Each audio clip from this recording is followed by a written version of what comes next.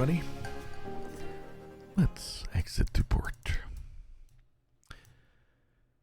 It is currently the 20th of May, 2025, 13:51 Central European summertime.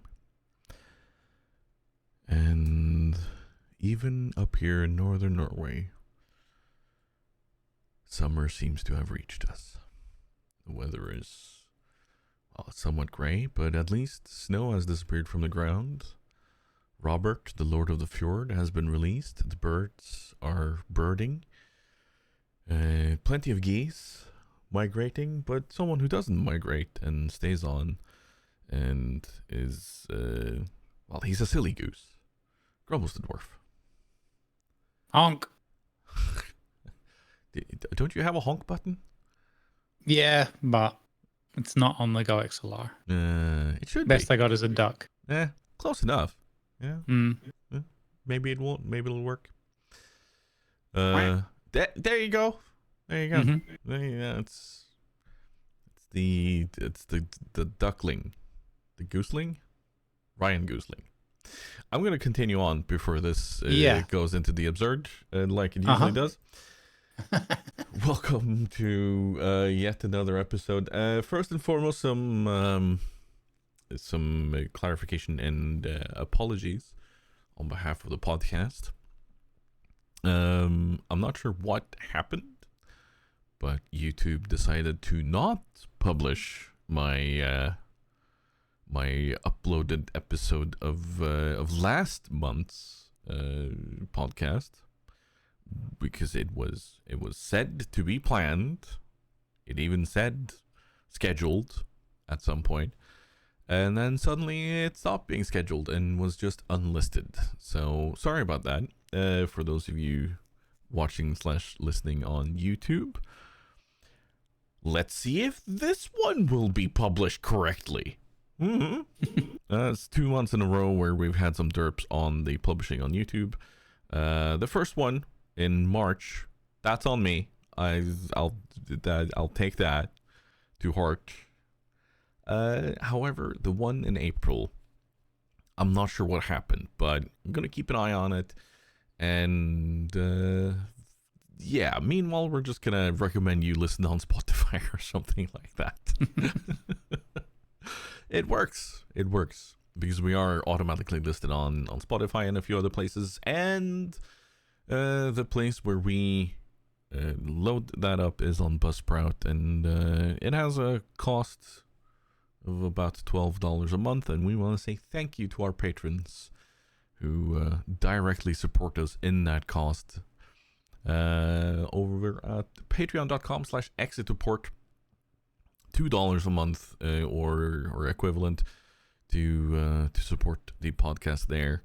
We have a few different people. There's Mari, Finn, MrRoboto, Tiltedhead, and LimaZuluTango. You can also support it for free over there. Stuff does get published over there for free. So you can follow us there if you want to. So exit to port over on Patreon. So thank you so much for that. We'll be touching back on that if you didn't catch that already. The links are in the show notes anyway. Speaking of show notes, we have quite a few today. A few different games, but I think we should be making it through this episode fairly, not necessarily rapidly, but it's gonna be an okay episode, I think. Okay, pressure's on. And we're gonna start with something I've been looking forward to, and it's Dinkum 1.0. Where I've hopped in together with Mari. We're playing a bit offline with that, and yeah, it's just as chill as it's always been. But there's one thing that I still wish you could do, is when you are presented with a map or when you go to the island, or whatever you want to call it, that you get the opportunity to kind of say, no, I don't want this spawn. Let's try to recreate it just to see if we can get a few, because there's no option of kind of clicking through and looking at the map and going, yeah, this looks like something I'd want. And with it being random generated, then, why not allow us to do that? But that's a minor inconvenience, seeing as it's just it's easy to get into, There's new creatures, there's new things to craft. One of them being a toilet. There's no actual usage of it. Like you sit on it as if you would sit on a chair. Okay. So, but you can actually create a dunny, as they call it, since it is Australian. Yeah, and we've just gotten into it, and I'm looking forward to seeing more of it. But I know it's one of those games that a lot of people are gonna be very passionate about. Lima's one of them.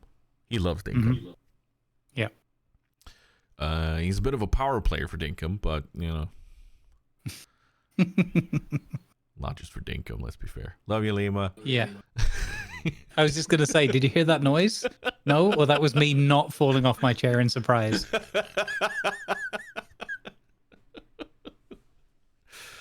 Sorry for the bus running you over there, Lima. It was weird how it took a turn from Norway down to Germany and then up to where you are and ran you over. It's weird how that happened. But no, like Dinkum it's one of those games where you have full creative opportunity, really. What did you think of Dinkum? I like Dinkum. It was very chill. Although, you get chased around by a few things a bit later on. It was enjoyable. It was it's one that I'm gonna have to go back and visit after this 1.0 update, I'm sure. Yeah, very relaxing. I was just thinking while you were talking about it that maybe I can do that in the height of summer when I'm hot and miserable and complaining about the lack of aircon over here. That maybe we'll play Dinkum, because it'll be like, well, it feels like I'm in Australia, so I might as well play this game now. Just less spiders. Yeah. And snakes. Yeah. I mean, we got a few, but not to the degree they have, thankfully. Yeah, that's why I'm kind of happy about being up here. Like, the spiders, one, they're not scary. Two, like, yeah, they creep me out, but they're not dangerous. And we certainly don't have any snakes that are of any issue. Unless you are severely allergic, and then you might get super unlucky if you step on one and it bites you. But no, we have nothing poisonous. Actually, not out here. On the coasts out here, nothing. If anybody wants to move in, like there's a few neighbors selling their houses now, just so that's it. But yeah, it's I don't know what else to say about Dinkum. Like, it doesn't need anything else said about it. It's just a nice game. World needs more games like that. It does. Like, there's farming options. There's you can have a little bit of a community. What's the player limit on Dinkum? Do we know? That's a good question. I was just wondering that myself. Because that's something that could be fun to do in a bit of a group project at some point. Not sure what we do, but here we are. But yeah, Dinkum 1.0 is out. Go check it out. It's I think it's a one-man team, pretty much. Recently got a bit more help, but yeah, nice little game. Go hunt kangaroos and other things, and sharks. and beat up jellyfish with a cricket bat for some strange reason. I don't. I couldn't tell you if you asked, so don't ask. Don't ask. However, there's something on our list that is even more chill than Dinkum. Okay. Cast and chill. The demo is out. Mari sent us the information about this when it first popped up, and we were both like, "Ooh, hello, what is this? This is chill. This looks nice." And I've played the demo now. Holy crap! Such a beautiful game. Just completely super chill. There's no time limit. There's no pressure on needing to do anything within X amount of hours or such.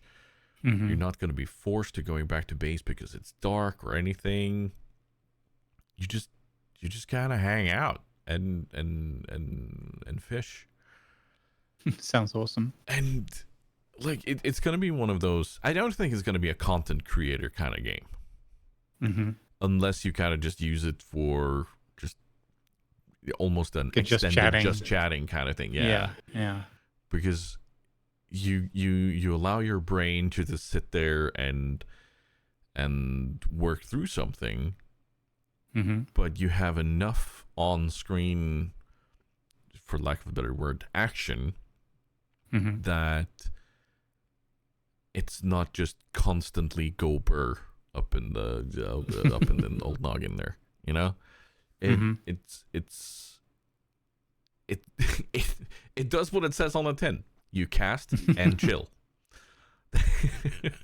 Fantastic. I can fully recommend it for anyone who needs a moment of respite and just absolute chill. And you have a cool dog too that you can pet. And there you go. And then there's a little heart that shows up.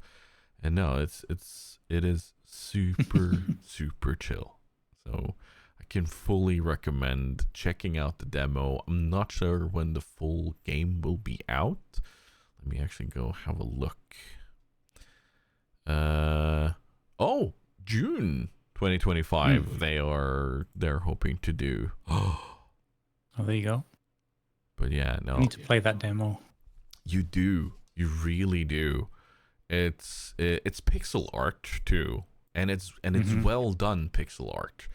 Like it's so like they've made it be so scenic, which is impressive in and of itself. But that you're able to do it with pixel art, that's even more impressive. I'm not sure about the price on it, but I'm guessing 5-6 euros maybe at most. I can't see this being a very high priced game, but no. It has full controller support too. Awesome. Yeah, go check it out, everybody. See if it's for you. Yeah, love it when they bring out good little demos like that. Like and it's not like it's shown everything, because a lot of demos that's come out over the last 5 years have pretty much shown the entire game. Where it kind of tells you, oh, this is everything you do, and then you get to do that, you get to go here, and so on. But this felt more like old school demos, like this is your first level, that's it. But it's not stopping you. Like once you've completed that first level, it's not stopping you. You can continue playing that first level. So that's cool. So there's no, oh, you only have half an hour to play. No, you can just sit and chill. And so yeah, no, go check out the demo. It It gives you just enough that you see that, yeah. And no, I want to hype this up, but at the same time, I don't want to hype it up because it's not a hype game, you know? It's just chill. It's just this kind of idle... Like, they're marked as creature collector kind of thing, but... And I guess in a way, because you'll be filling out your logbook, but yeah. Cast and chill, everybody. Cast and chill. It's good for you. Speaking of something that's not that chill, and it has casts, I guess. Yeah. Kinda. Yeah. Dune Awakening open beta. I would have gone with the worms, like the bait angle. Yeah. Speaking of Dune Awakening open beta weekend, yeah, it is. It was really immersive. They've done an absolutely phenomenal job with the world, with just drawing you in. You are so correct with the it's not chill. It's not a game where you're going to be like, you know what, I'm just going to log on to Dune and collect a few resources. Just, I'm not going to do anything special. Maybe build a little bit or whatever. No, right? The daytime, the sun never lets up, right? You obviously you have thirst to deal with. All these things are manageable, but all of them mean that you focus in playing the game in a different way. It is not a, hey, I'm going to boot up like Conan and just hit some rocks for an hour. And then okay, we're done. I made a sword. Woohoo. All right. The intensity that comes with this game, especially both visually, but in particular, the soundscape, the sound design, you are all too aware.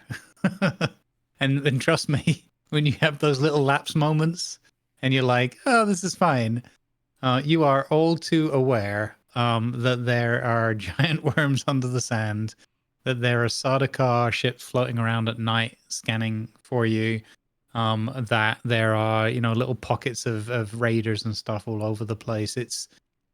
But having now played that open beta, I am... So the story is about 2 months ago or a bit longer, like most of this year, I've been like, I know. I'm not a massive Duneophile or whatever. I have a casual familiarity with it. But boy, oh boy, this game has got me. Like, I watched the trailers again more recently, and I was like, maybe there's something to this. I'm always a bit cautious because of the whole, like, is it an MMO? Is it not MMO? It's not. They don't describe it as an MMO. On Steam, it has the tag because of categorizations and whatever. But they're like, no, this is more of a big, like, story world. And as I said, the way it sucks you into it and has you feeling like you're existing and living with your character in that world it's really special experience from the soundscape. The progression, like in the open beta, we just saw approximately the first 20 hours of content was the way they listed it. Mostly kind of like the starting area and a bit. I can say confidently that there was content that was excluded from the open beta that you would already encounter. I can't talk about any of that stuff, but I think it's common knowledge. There were certain things like the ornithopters, for example, where they were just excluded from the beta so that people didn't fast travel or get into any of that kind of shenanigans. And obviously there was a barrier put up on the edge of the world, so you could only go so far. But yeah, it was honestly very impressive. There were some little sort of buggy moments and kind of like the combat is okay. PvE combat. I haven't done any PvP personally. It's not something that I'm particularly super excited or into, generally speaking. But yeah, the overall the game felt pretty smooth. I was running, I'm running an i7 and 3070 standard, so nothing high end, and it run and streams fine. Okay, dual PC setup, but we had no issues with it from that point of view. And yeah, 11 out of 10 would let a giant sandworm eat me again. There are things that you have to do in the game, like gathering certain resources that force you to go out on the sand. And it's just what you would expect from what I've described. It's immersive, you feel nervous, and I'm really enthusiastic about it.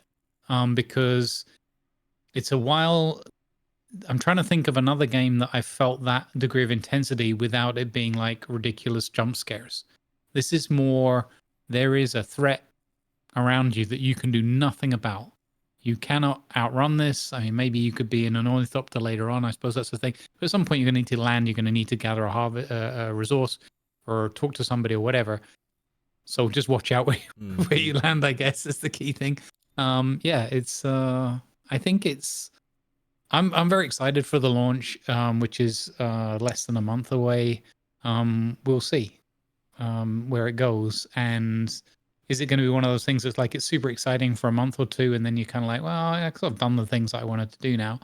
I literally don't know how it's going to go with the mid to late game stuff, but for a starter and for a storytelling world, and as far as I know, there's no real announcement or expectations in terms of private servers yet, but I'm going to definitely be keeping my finger on the pulse on that one, because just imagine a group of us role playing in that setting is very, very something that gets the heart pumping a little faster. Very exciting. I can roleplay as the worm. Be like, hey guys. Hey guys. Wait up. But I just wanted to join the volleyball team. I'm really good with sand. Anybody want to make a sandcastle? Did you get to see much of it, viewing? I've been looking at people playing it, and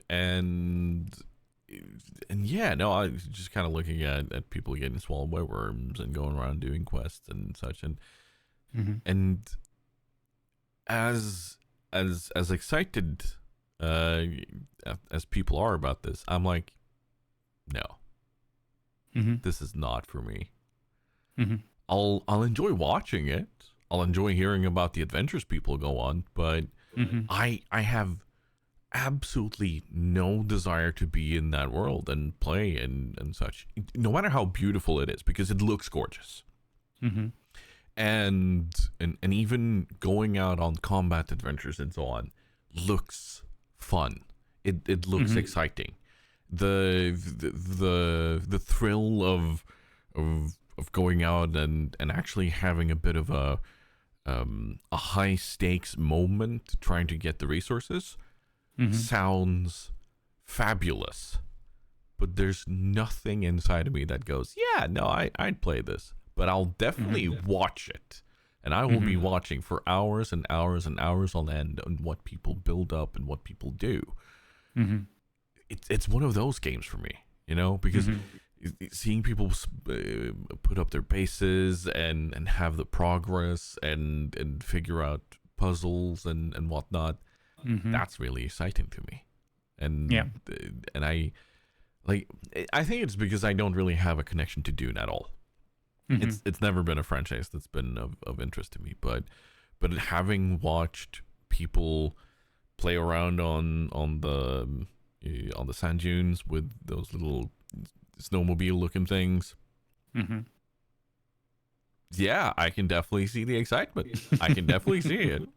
And it's very easy to see on people's faces when there's like, oh no, oh worm, no, oh no, worm, no, no, and then a lot of Diurach noises. So yeah, it's one of those. I think it's one of those kind of cinematic universes that where I would definitely love to see people have more stuff going on. But my question is, in regards to these servers, how much do we know? Because it's tagged as an MMO by Funcom themselves on Steam.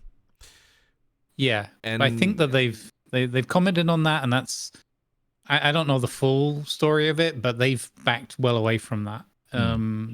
It's groups of servers and sort of clustered, and each server will have up to 40 players. So it's more of a multiplayer like story adventure type thing than what you think of as a classic MMO.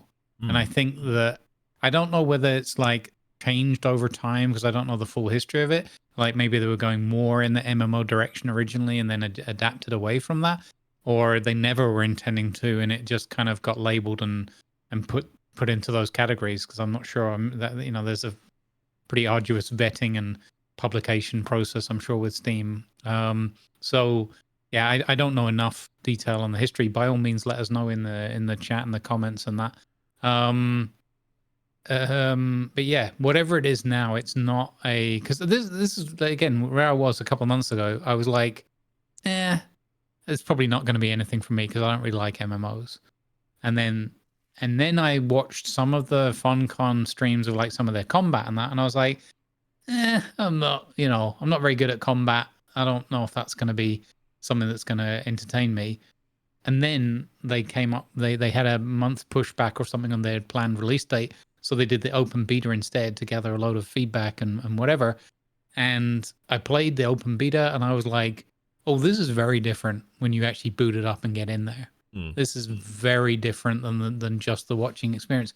I think the watching experience is great and it gives you more like you're watching like a TV miniseries or something, or a bit of a film or something. Because it feels and the sounds very immersive and very cinematic experience. But when you're playing in it, it just goes to that next level. It really delivers. And things like the combat and that feel a lot more rewarding when you're actually playing it versus when you're just watching it.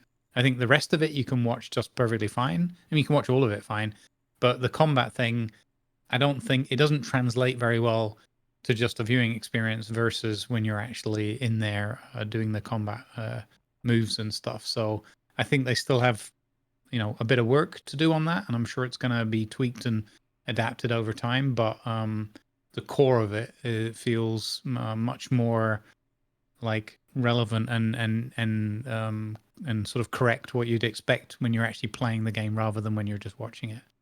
So I'll say this: if we have the option of private servers, much like we can with Enshrouded, then I think I'll be more likely to jump in on it and play it together with friends rather than let's try to set up on a server like we did at New World or such. Yes. Because 40 people on a server, yeah, sure. But you when they're open servers, you never know who's going to come along and potentially ruin your fun. Yeah. And because I would be about the PvE for this. And I'm not sure how they handle PvP. I've not looked into it. It's not interesting to me at all. So like I'll be watching, I'll be looking, and June 10th is when this releases. Super close. Yeah. About 3 weeks away ish. Yeah. Well, we're just gonna have to look and see where they go, because if we suddenly get news that this is gonna be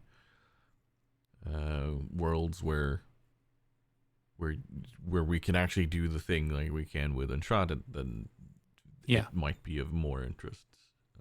Yeah, for sure. So yeah. One last thing that I would add to it, because I wasn't expecting this, but like even now, kind of just looking at some of the artwork and everything, it makes me feel like I'm watching like obviously from the Dune movies or whatever, but there's a bit of this because it's like a space opera, right? It's set in a big sort of space intergalactic setting, even though most of it takes place on the planet of Arrakis. And honestly, like for me, it's a little bit like I'm in a Star Wars kind of setting. You know, though obviously you've got the Tatooine kind of overlap a little bit, but with the giant worms and then the technology and the houses fighting each other, and you know the politics and the spice and the magical powers, Bene Gesserit, and all this kind of thing. I'm just calling magical powers as a simple term. That's what it feels like to me.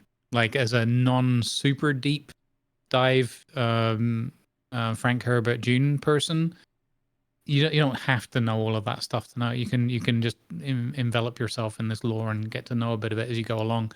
But it's got that kind of feeling about it. Like this is a bigger thing, that you're joining into a bigger world, and you're stepping into that world. And the nearest thing that I know a bit better is Star Wars in that kind of way. So that's what it feels like to me. Well, keep an eye on it. Keep an eye on it. I think we were gonna look at it on the Games on the Horizon, but we've kind of done that as part of this. Yeah. But we do have a question a bit later on from Diurach. You know what? We'll do the question from Diurach right now because it is regarding Dune. So we might as well do that now. Diurach says, if it's not too late, as is apparently my style, Dune, Lisan al-Gabi or something, I'm excited for it. Are you guys?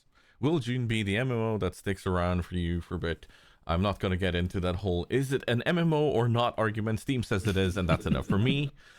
Also, finding hobbies and generally peace in life. Yeah, okay, so we'll cover that part of it. He's edited the question. You're a dingus. Cheeky. Anyway, let's deal with the Dune part of this question, then we'll do his other question a bit later. I think I've already kind of said mine thing. I'm not necessarily going to be jumping on unless we get the option of private servers and a bit more of a controlled environment, and the ability to do it kind of like we've been doing with Enshrouded. I might jump on then, but it's not necessarily going to be the thing for me. We'll see. How about you? Yeah. So here's the thing. Like again, I'm not someone that I've learned this about myself in gaming in the last few years, that I'm not really a big MMO person. So I'll definitely get the short-term enjoyment out of this. I've finished the open beta with about 13 or so hours because of other commitments. I didn't have all the time available for that, but I still did a fair bit and did my little summary video as well on it. I expect that I will easily go past 100 hours in this because I just like the immersion. I like the setting. I'm getting into the lore. I've rewatched some of the movie stuff, and I'm sure I'm going to do some reading up on it as well, just because it interests me, even if this is set in a alternate timeline kind of thing. As for the longevity, it's going to come down to because I have so much only limited time in it so far. I feel very confident that there's loads more to interact with and do even in the early game than what I've seen so far.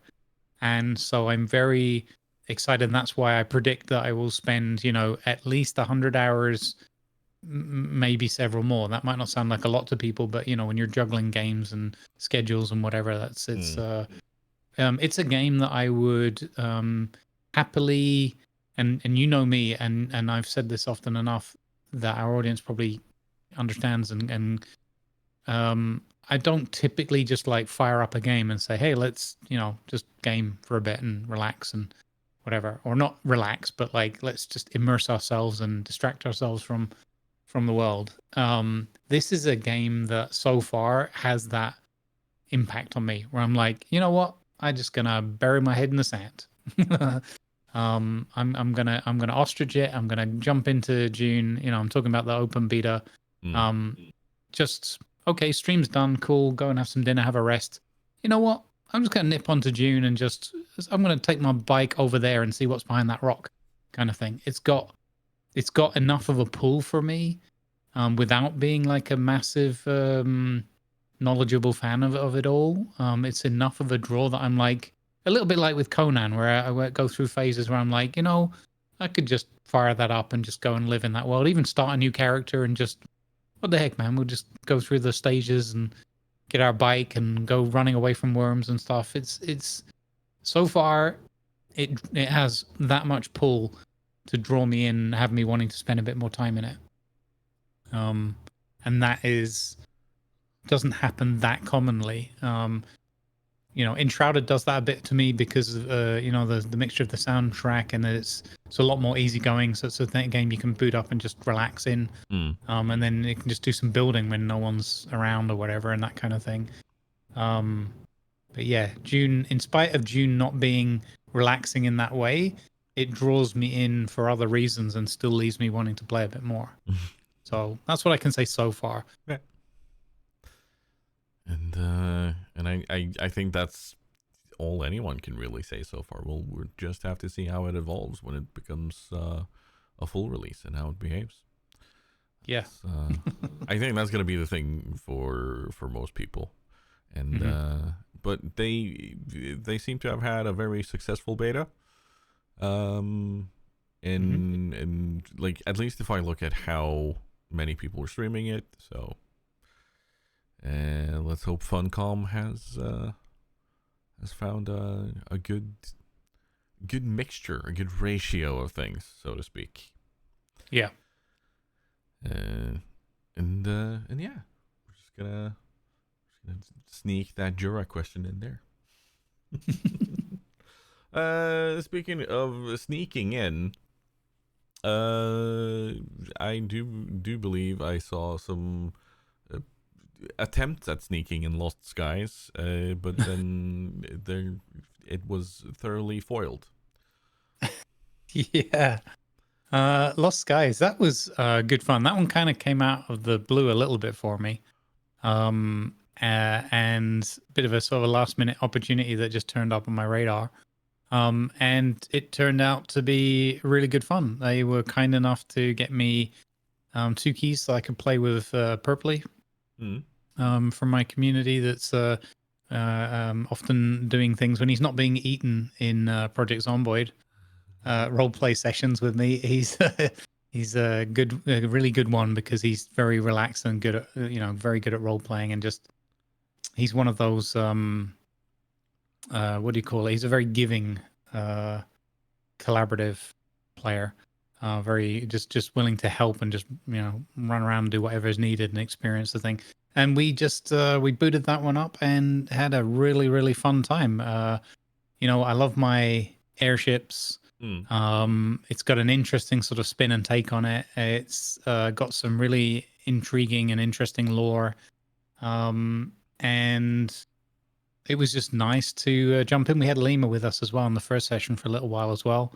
It was just really, I don't know, they've done something in where the world as well draws you in and wants you to kind of push on further. And obviously there's simple mechanical things like, hey, if you want to build a bigger ship and that. It's still kind of early access, and you can feel that a bit rough around the edges in places. But they've already been doing active kind of hotfixes and things for it.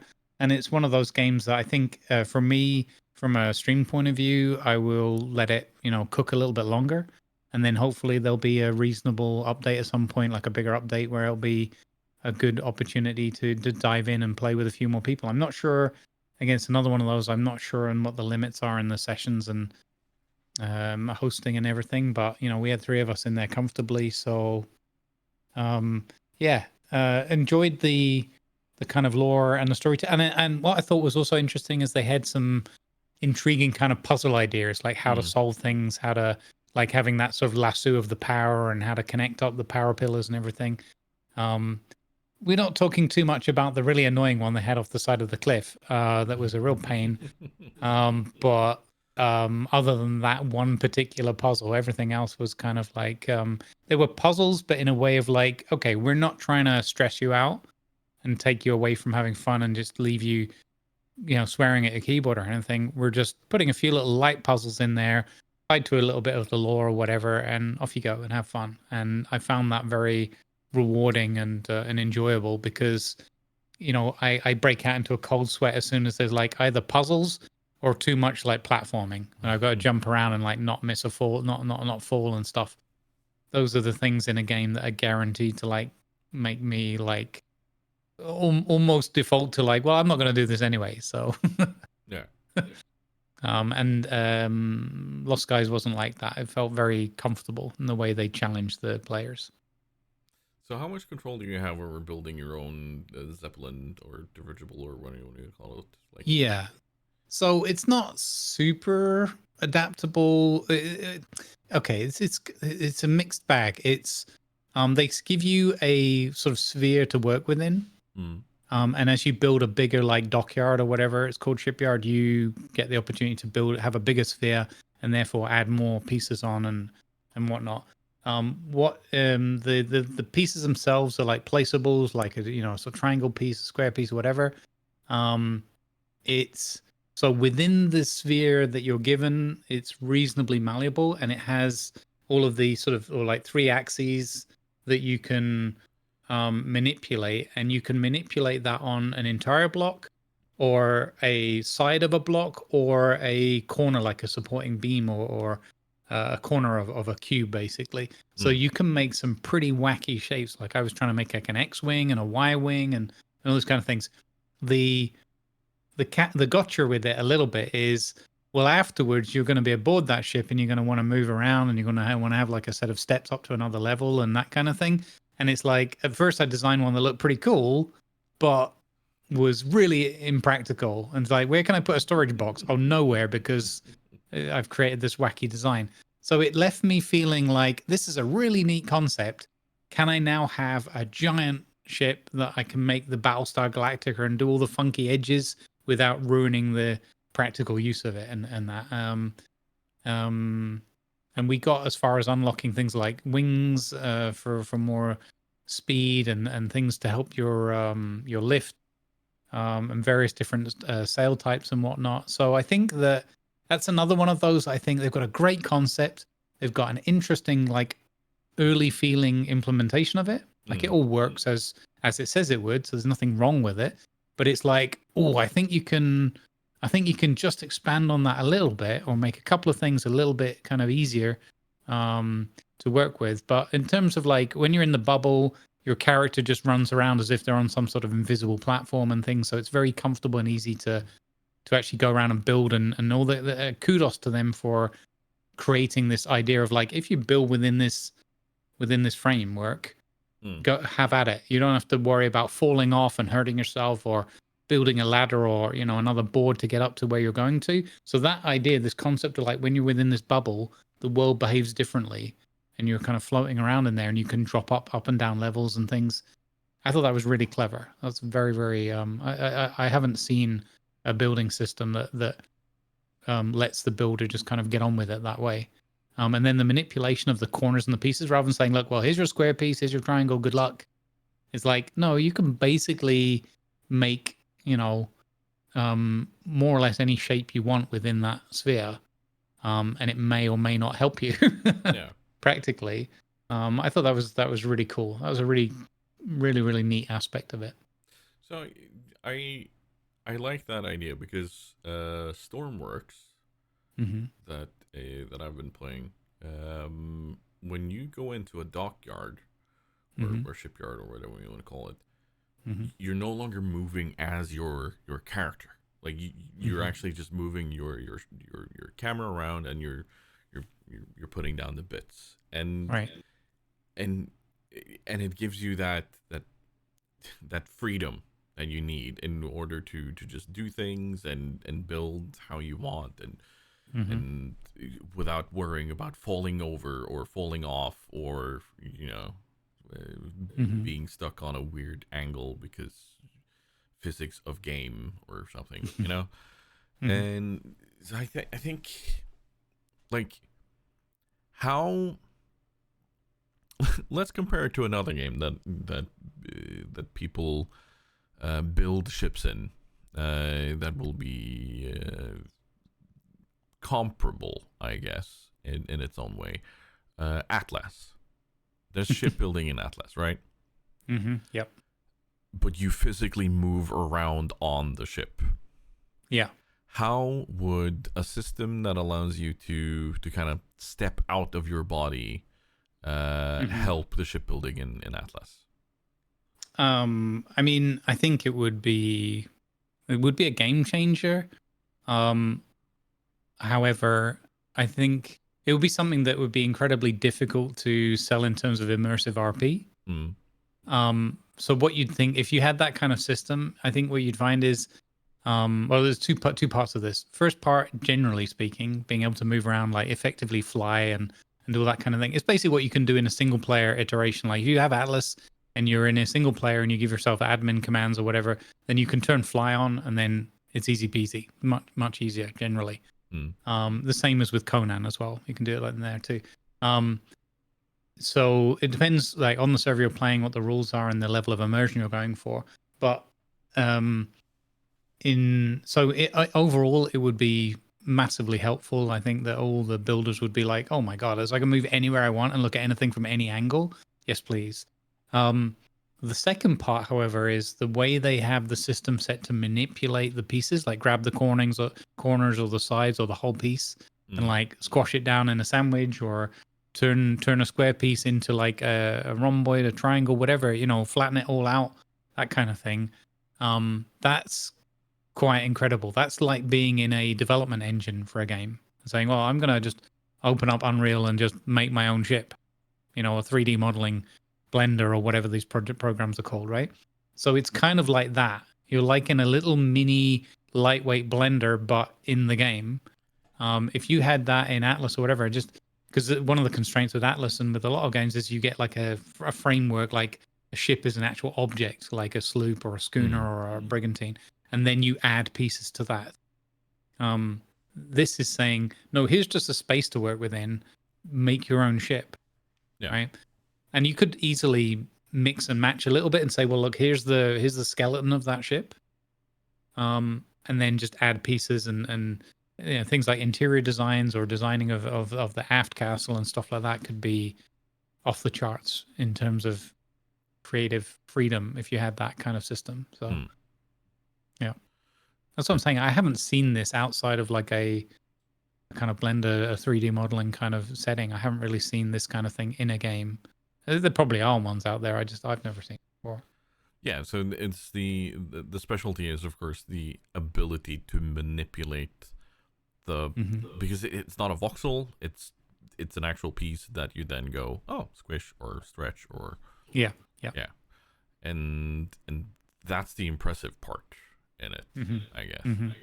Yeah. So yeah, next gen when or something, I don't know. Yeah. We'll just have to keep an eye on it because is it full release or? I think it was EA. I need to go back and check. I don't want to do it a disservice. I will check that in parallel while we move on. So, Lost Guys, from what I could glean from it, has a bit of a raft feel to it, with going around doing puzzles, building your own thing, but also it reminded me a bit of what was the other one where you had the floating islands and such.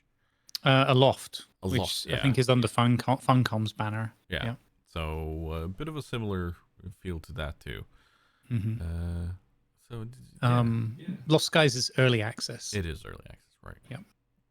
And we're just gonna have to keep an eye on that too. See where it goes.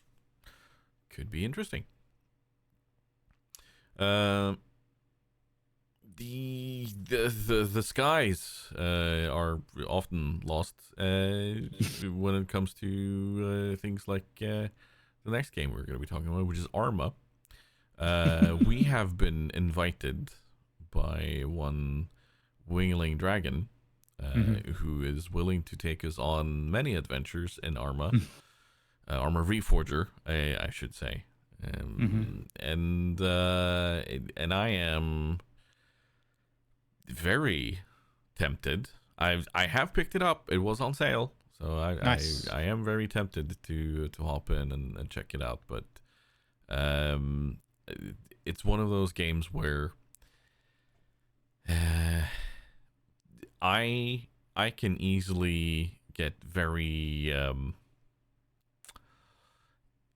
into it, like overly so, and the kind of guy that can be sitting down and doing the whole snake crawl thing from cover to cover, only to find that there is only one person to snipe, and that's fine because that's the kind of patience that's kicking in. Or I can go full stupid together with friends and do silly logistics or medic runs or whatnot, and just come in and be absolute chaos. You know, asking people if they get enough fiber as you do medic stuff on them, you know, that sort of stuff. But you've actually played it. Like I've played Arma, but not Reforger. But what was your thought on Reforger? It grabs you, it shoves you, into the world, and before you know it, you're a little bit addicted to driving jeeps along the road and 360 barrel rolling them. I'm not great when it comes to like sort of FPS elements, but there's quite a lot to do in the games in terms of like understanding how the map control works, understanding how resources work, building up bases and delivering equipment and supplies. I haven't done so much medic stuff, but other than needing a medic a lot. I think it's really well done in its niche of what it's offering you. It's offering you the sort of fast-paced, you can do the patient thing and sniping and crawling through the grass for sure. I got sniped a number of times, so I can confirm that does work. Or you can do absolutely like chaotic charging in all over the place. You can do, if you're wingling in particular, you can do amazing helicopter acrobatics and stuff, and just incredible stuff like that. And it's super easy to just throw yourself into it and then just start like learning pieces as you go along. Some of the animations are a little bit kind of on the janky side, like getting in and out of vehicles and stuff like that. But I kind of get why they're done. They're like done as like an animation lock so that you can't kind of cheese it or whatever. And you're not doing the whole kind of, well, I pressed F and now I'm suddenly at the wheel of the car and that kind of thing. So it kind of works from an immersion point of view. The one thing I did struggle with, which I struggle with in all of these kind of games like Hell Let Loose and stuff like that, is they rely on you kind of reading the map and kind of like using your compass and all that. And there's nothing wrong with this, but they rely on that, and my brain goes into well, I'm in a video game, so I'm going to press M, and of course I'm not going to know where I am and whether I'm facing north and things like that. Whereas this is very much like, well, get your compass out, doofus, and look at like local landmarks and things like that. And that's okay, but when I'm doing that live stream, like live learn of a game as well, that was kind of frustrating for me, because I was doing my best to kind of learn it, but I have short-term memory issues sometimes as well. So I was like, I think it's this road over here, or that looks like. So when there were obvious landmarks that made it kind of fairly straightforward, like, okay, there's this lighthouse on your left, that's fine. Then I know I need to take the right-hand fork in the road, that kind of thing. That I was getting the hang of. But between people setting up like ambush points at checkpoints and whatever, so like people that just have the knowledge, it's the same in any of these kind of FPS games. Once you've played like 100 hours, you've got an idea. Okay, this is roughly the layout of the map. These are usually the routes that are good. These are the routes where you're going to get more ambushes and stuff like that. Off you go, kind of thing. And so I started to get the feeling that I was getting the hang of it. I played a little bit of it off stream. So again, another one of those rare examples where I'm like, okay, I want to actually play some more of this to see if I can get my head down and learn it a little bit and memorize a little bit of the map, or just get a hang of it. I have grabbed the mod for the game, which I wasn't allowed to use because I was on official servers. There's a mod that just basically puts a pin in it and says, look, you're here, right? So I feel like a lot of these games are going for this kind of like uber immersive, like, no, you've got to work out your orienteering, otherwise you're screwed. Okay, but for someone like me, it would be kind of nice if there was like let's have a slightly lighter mode where you can, if people want to do it hardcore, cool, turn those settings off. And if you just want to casually jump in every once in a while, play a few hours, have some fun with your mates, that was the one thing that stuck with me as like a barrier of like, I'm going to struggle to play a lot more of this without either, you and Wing and others going like, well, we're here and we're going over there. So either somebody to lead me because I'm a dummy, or just let me have a pin on the map that says you're approximately, even if it's approximate, you're within 25 meters of this pin. Cool. Okay, so I'm at this farmhouse near this crossing and I know where the radio station is. It's to the north of me. Off I go. Whereas now I'm kind of like, I don't know, I'm in a farmhouse somewhere and I just got shot at. Someone blew up my Jeep. I don't know where I am. So then you end up in like I'm just going to run north for a bit because approximately north is this other landmark and hopefully I'll get there. And then you get the moments of like, you get all the way there. You've spent 20 minutes running. It's all cool. I'm not upset with that. And then you get shot in the head from wherever. And you're like, okay, that 20 minutes of running was a bust, So, but other than that, as a game itself, it's a bit like Hell Let Loose as well. I love Hell Let Loose. I think it's fantastic. I wish I could play more of it. But unless, I think also with Reforger, we had a couple of randoms that we got into voice chat with, because there's your squad comms and there's the platoon comms and so forth. And that's a really good system. And the fact you can hear people talking on their radios when you're near them and stuff as well. So you got to be careful, like what you're relaying and when you're using the radio and not. I thought that was a really nice touch as well.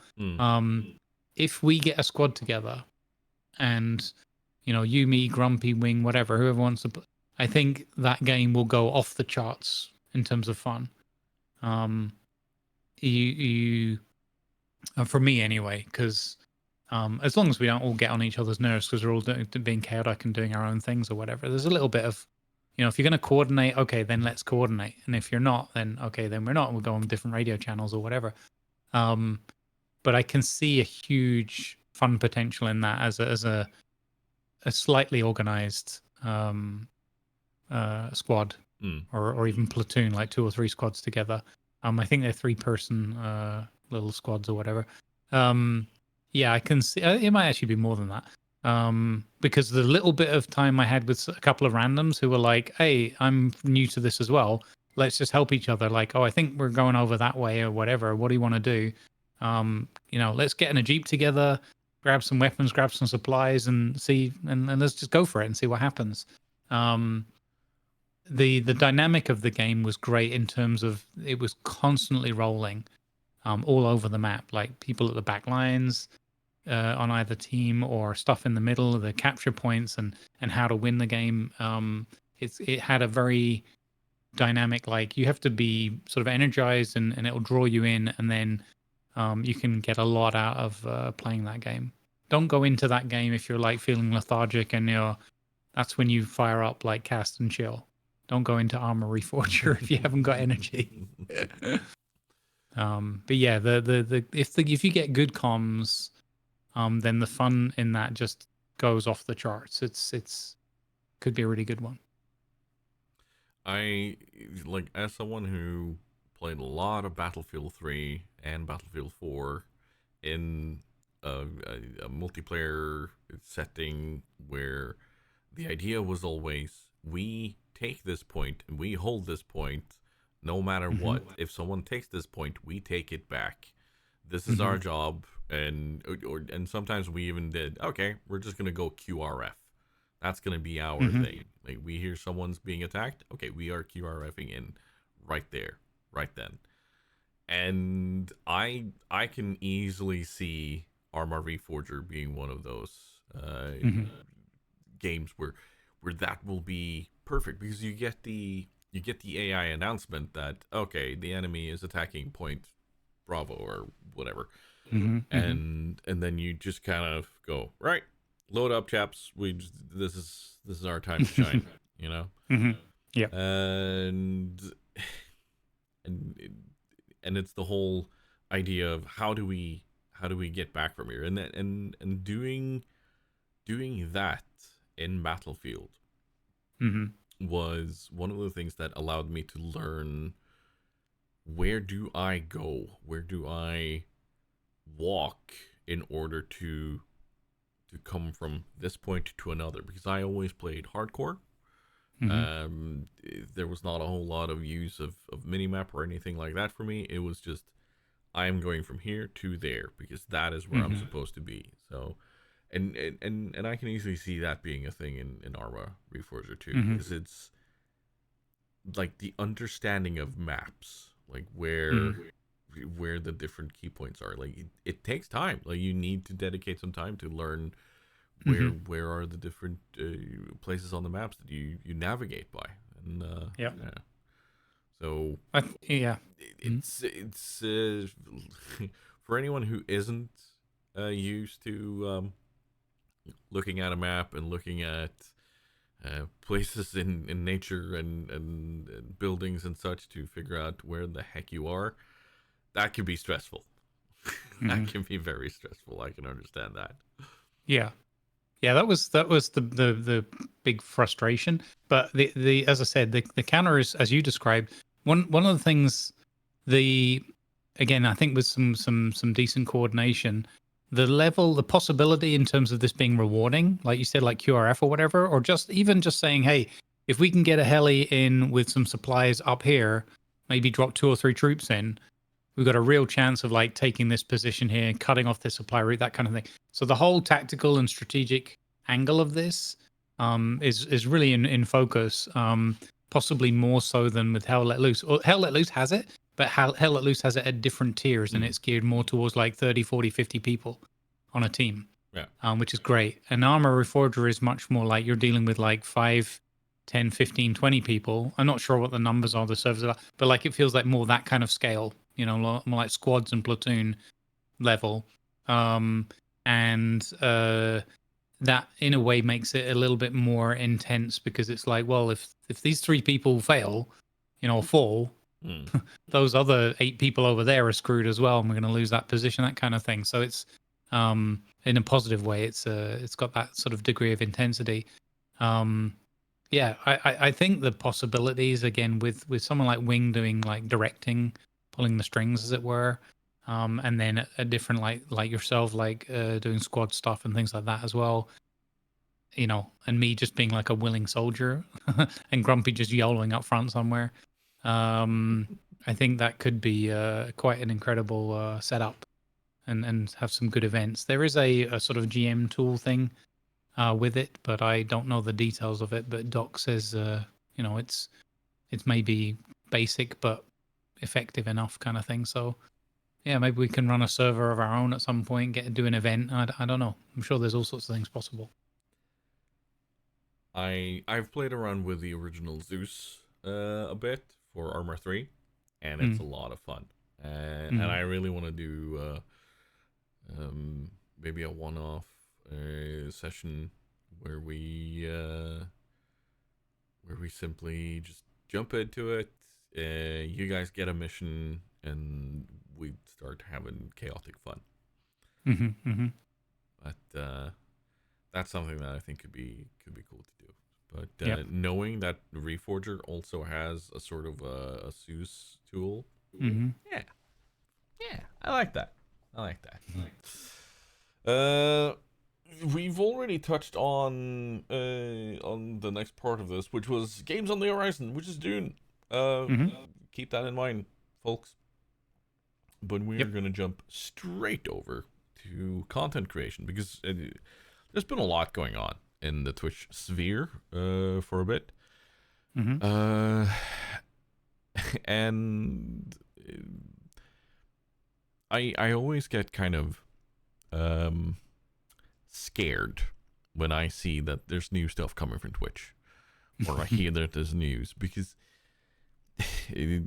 over the last, let's say, year, their choices for firing people and then rehiring juniors has become very apparent in a lot of how the UI is behaving and how the system is behaving. But I'm also super happy because it means that they are actively working on things. They are actively attempting to get things to be better for us as creators.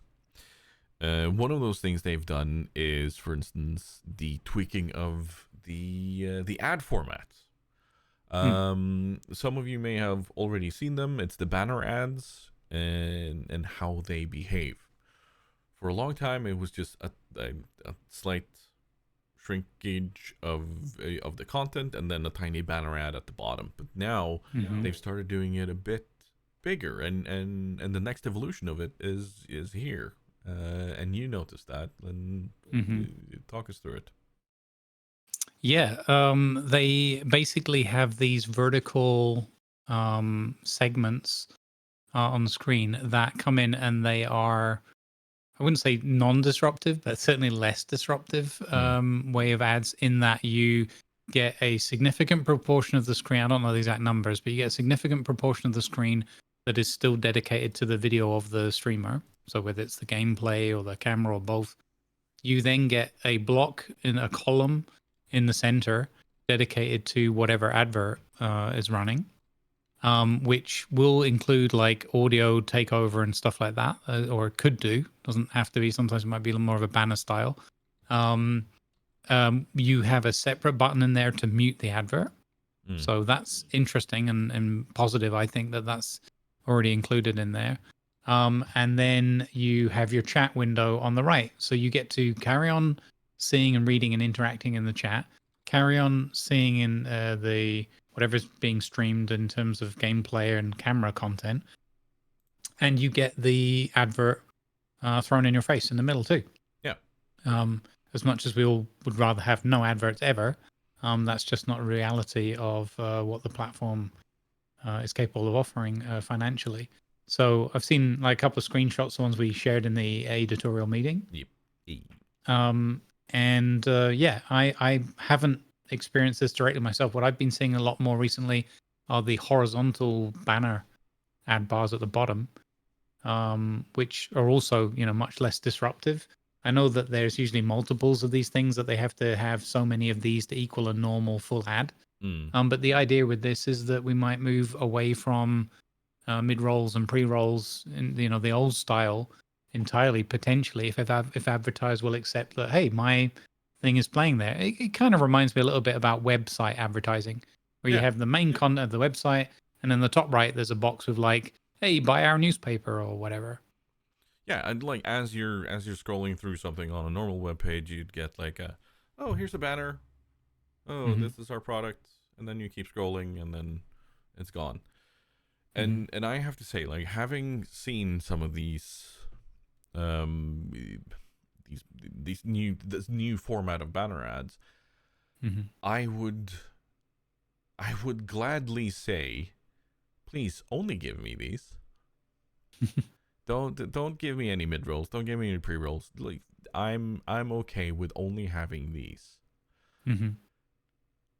But I don't think, as a creator, I don't have that input, sadly. Which is annoying, because I want to have that input on how much ad revenue or ads is, not ad revenue, that's wrong, but how many ads are run on my channel, or what type. And I know that Twitch are ultimately, they're also of course earning revenue from this, but I'm like, shouldn't I have an input on this? Because I prefer this new banner ad to anything else. And I think, if I'm not completely mistaken, we said early on in this podcast, less intrusive is also okay, as opposed to non-intrusive. And I just had to sneeze. Sorry about that. And the fact that they have mute buttons, it shows that they have taken some thought to these things. And I'm very okay with that. And that's why I'm kind of saying, yeah, this is good, but it's also Twitch making new changes, without any sort of question to the creators that are actually sitting there and doing their thing and asking us, what do we think about this? Fair enough. Not many of us are actively into marketing and so on, but it's like, please. I would love to have some input. They offered us a little bit in terms of like whether we wanted the banner ads and things like that. I'm just looking through my ad settings now because that setting seems to have disappeared again. Or maybe I'm just not seeing it yet. Oh no, stream display ads. Okay, I think they just changed the name or whatever. Yeah. So they did allow us to have those on or off, which is, so that's a good thing. So maybe if we're optimistic, without being too unrealistic, maybe they will offer us the opportunity to lean in more into those other kinds of ads. But I guess there's also an element of, well, it's their revenue as well, so they've got to some degree dictate how it works. Yeah. So yeah, we'll see. Maybe there'll be a slider where you can say, look, I want to have like 75% of those kinds of ads or whatever, and see how that works out. Yeah, we have to see how it develops. As far as I understand it, it's kind of like I don't know whether to call it. It's not really a testing phase. It's more of a like partial rollout, where I don't necessarily see them rolling it back, which is not a bad thing in this case. Yeah, no, like these ones, they're nice. They're okay. Like they don't completely block out whatever content's going on. It does the whole shrink and then add and then we're back. And that's good. That's what I've been wanting the entire time.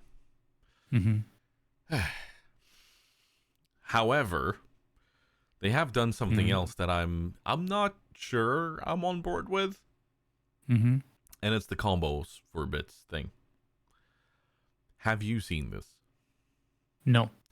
Okay. Not in detail. So combos for bits is currently being tested. So we don't even know if this is gonna have a full rollout or whatnot. But on certain channels, you will now find right next to the subscribe button a little round widget or whatever you want to call it. That when you click it, it shows you three options. It's 1, 10, and 50, and then it shows you the combo thing you can do, and which is kind of like an emote or whatever. And I'm not sure if you can adjust the cost per click, but I'm currently looking at a channel, and if I have it set to 1 and I mouse over one of these combo things, each one click will cost me 5 bits. If I set that to 10, each click will cost me 50. If I set that to 50, each click will cost me 250. So I'm not sure if the creator has any sort of input on the bit cost of these things. But the idea is, I like, because I tested it and I saw nothing come up on screen. I saw nothing happen when I did this. It just took my bits, and then later on it said in chat, thank you for the support, and this is what the community did and contributed. Like there was nothing that popped out. There was no clear thing that said, oh, you have used 50 bits now. Which made me worried, because suddenly, like, you can have someone buy a lot of bits and then sit there and click, there's nothing happening, and then it's like, oh, you've used all your 1,000 bits. Like, oh, that's great. What? Because there's no...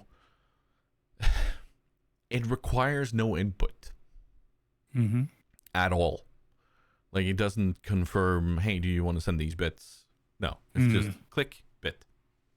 That's it. Yeah. And that a little bit too easy to spend your money. Yeah, tiny bit too easy. I'm all for things that have users go, oh, I want to interact with this, but I don't want to have something where if someone clicks it, doesn't know what it is, and then suddenly it's like, oh, I've just used some of my bits and I didn't want to use some of my bits. That makes me feel uneasy about it. Not as cool. Yeah. If there, however, was, like, let's say this popped up the emote that you clicked on screen, and suddenly it's kind of because I don't know if you've seen some of these on-screen celebrations you can do with bits and whatnot, and Twitch's own way of doing celebrations for emotes. Have you seen these? I might have done, but I'm not 100% sure. Because I have a lot of the emotes that just go across the screen anyway from the Stream Elements thing, so I'm not sure. I think it looks different though. Yeah, it's kind of like the emote on screen thing from Stream Elements, but it does the whole full screen thing. Like, there's a layer that is added over on top, and it's not included in the VOD or anything. It's just right there and then kind of thing. Now, if this popped up and showed up for users, so that it's on screen and there's stuff happening, there's fireworks or whatever, that these kind of pop out and like bubbles from a cannon or something like that, then that would be that would be cool, because then it's like, oh, I'm gonna click this heart 10 times, and suddenly you have 10 little hearts floating on screen for a bit before they disappear. I would be more okay with that, but the fact that there was nothing, that made me feel uneasy about it. So yeah, keep an eye out for that, everybody. And like I said, it'll, like, the instant after you click the little emote or whatever you want to call it, it'll take your bits, just so you are aware of that. Okay. Guard your bits. Guard your bits. As true on Twitch and in real life. And while we were in the editorial meeting looking at some of these things, you notified me that there's a new type of train. Yeah. I wasn't even aware of this. Yeah, an extension of the train. The treasure train. Yeah, the treasure train. Like, what? Why? Okay. Talk us through this, Grumbles, please. So basically, to me, it looks like a way to just keep a train going, which is in theory what you want to have happen anyway. But essentially, if you hit level 5, you get this opportunity. It encourages you with significant discounts. I think it's like 35% discount on every additional, like, 5 gifted subs, for example. So essentially, if people have already put in enough to get to the hype train to that level 5, it's a way of encouraging either the same people or other people who haven't yet, contributed, because they're, obviously conscious of the cost and everything. It encourages them to have a go and extend the train, because a significant discount is applied to those gift subs. How that all works out in the end, in terms of, like, I assume it's just a discount across the board. So yes, some more subs for the streamer, for the creator, but at that discounted rate. And also, gifted subs don't count towards things like the partner program and stuff like that, which we'll talk about in a minute. So, you know, at the end of the day, it's cool because it's more support for your creator without damaging your wallet too much as the viewer, as the purchaser. Yeah, so keep an eye out for those. It's, I don't know. It's one of those, like, I've never been that big of a fan of hype trains, which probably leans into the fact that we don't have that many of them on my channel, because I'm always like, I don't know. Just I hope you're just enjoying the show anyway and not worrying about hype trains and stuff like that. And it sort of puts me on the spot, and I never, ironically, like being in the center of attention. Probably in the wrong game for that, really, with that trait. What do you think of it, Tiger? I've always been I've always been saying, in regards to hype trains and anything like this, that the incentive, sorry, I need to adjust my desk. The incentive for users to support the creator need to, like, it, I feel like the more bare bones, the less options, the easier. Like, subs, fabulous. Keep it simple. Bits, I'm always a bit on the fence for bits, because of it's using your money to buy a virtual currency to then give to the streamer, instead of setting up a proper revenue split where like in regards to tips and so on. It's a weird thing going on there. So I'm always a bit weary for those things. It's just like in any game where you buy a virtual currency with real money to then spend it in that game instead of doing a direct purchase. You know, subs are direct purchase. That's why I'm okay with them. But bits are, they're kind of a direct purchase, but at the same time they're not. You know. So I'm a bit on the fence there, but. So I have no problem with them creating a hype train as such, but creating a hype train to then push further purchase of subs and whatnot, that's it's crossing a weird boundary for me, and I'm not able to properly put my finger on why I'm feeling uneasy about it. But it, like, yeah, throw money at my face. That way you can throw more money at the face of Twitch. You know, it's why not just have sales?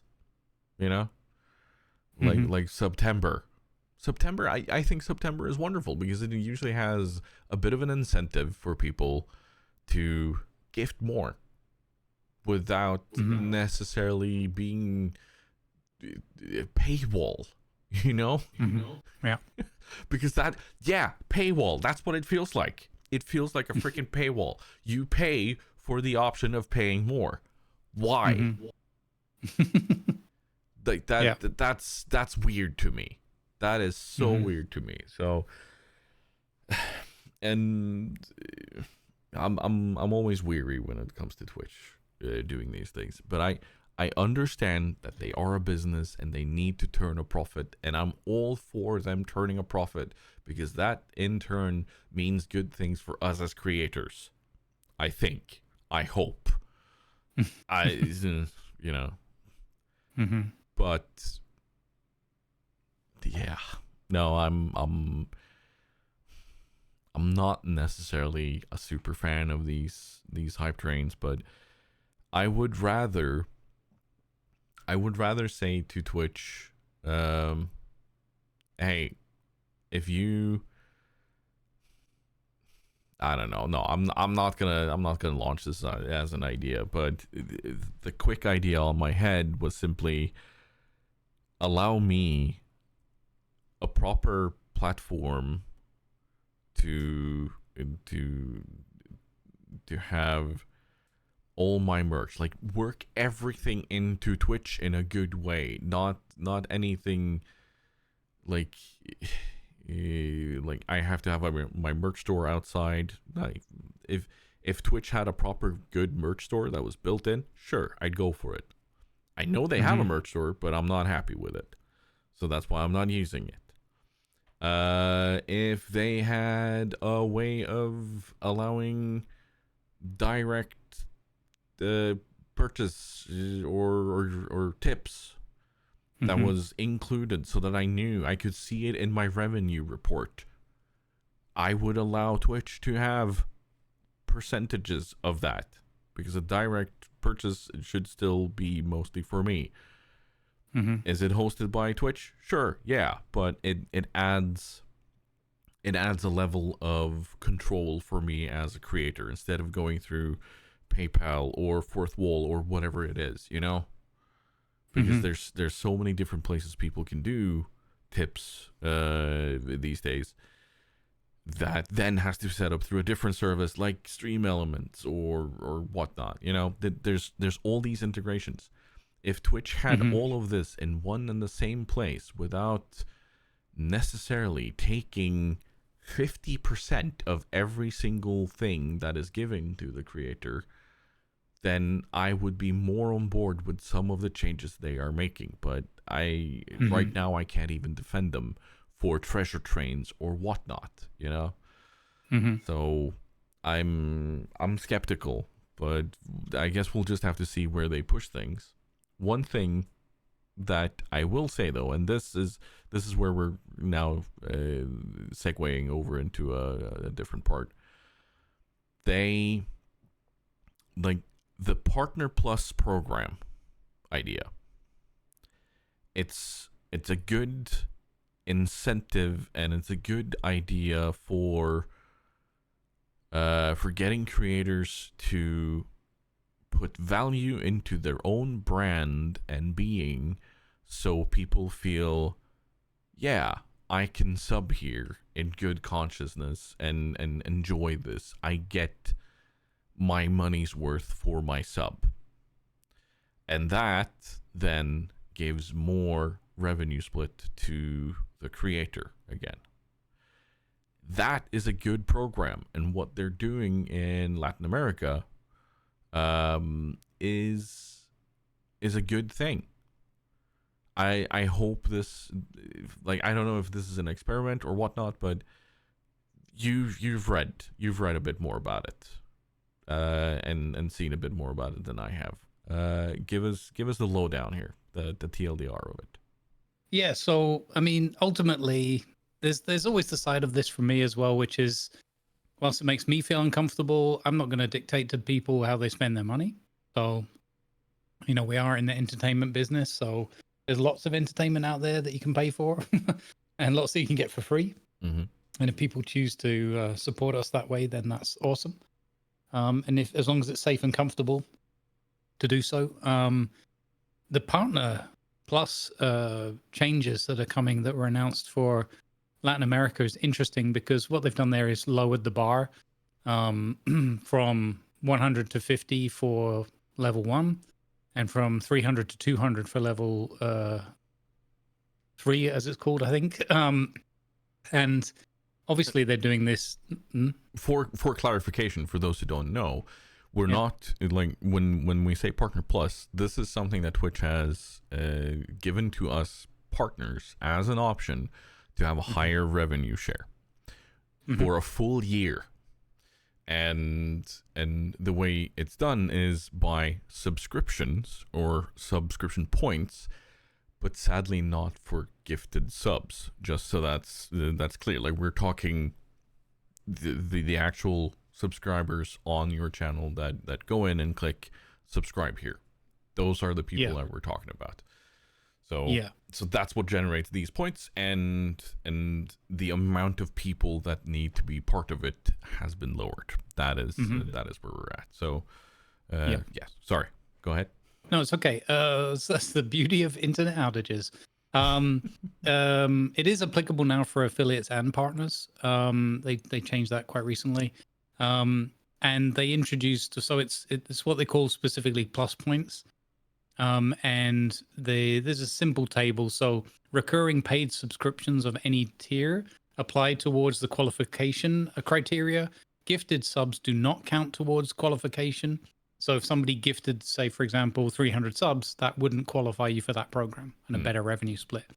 But if you got 300 people committing a tier 1 sub for you for 3 months in a row, that would qualify you for that tier. And Prime subs don't count either. In terms of the net subscription revenue, so whether you get the 70-30 split or not, recurring paid subs and gift subs both qualify for the revenue side of it, even though it's only the recurring paid subs that get you into the program. Prime subs do not count for that qualification. So we love and appreciate Prime subs as much as anyone. Thank you very much. Just know that they don't qualify for the increased earning potential from the Partner Plus program. Yeah, sadly. The different tiers of subs, 1, 2, and 3, give you different points, different plus points. And I'm just looking up because I was trying to refresh my memory of it as well.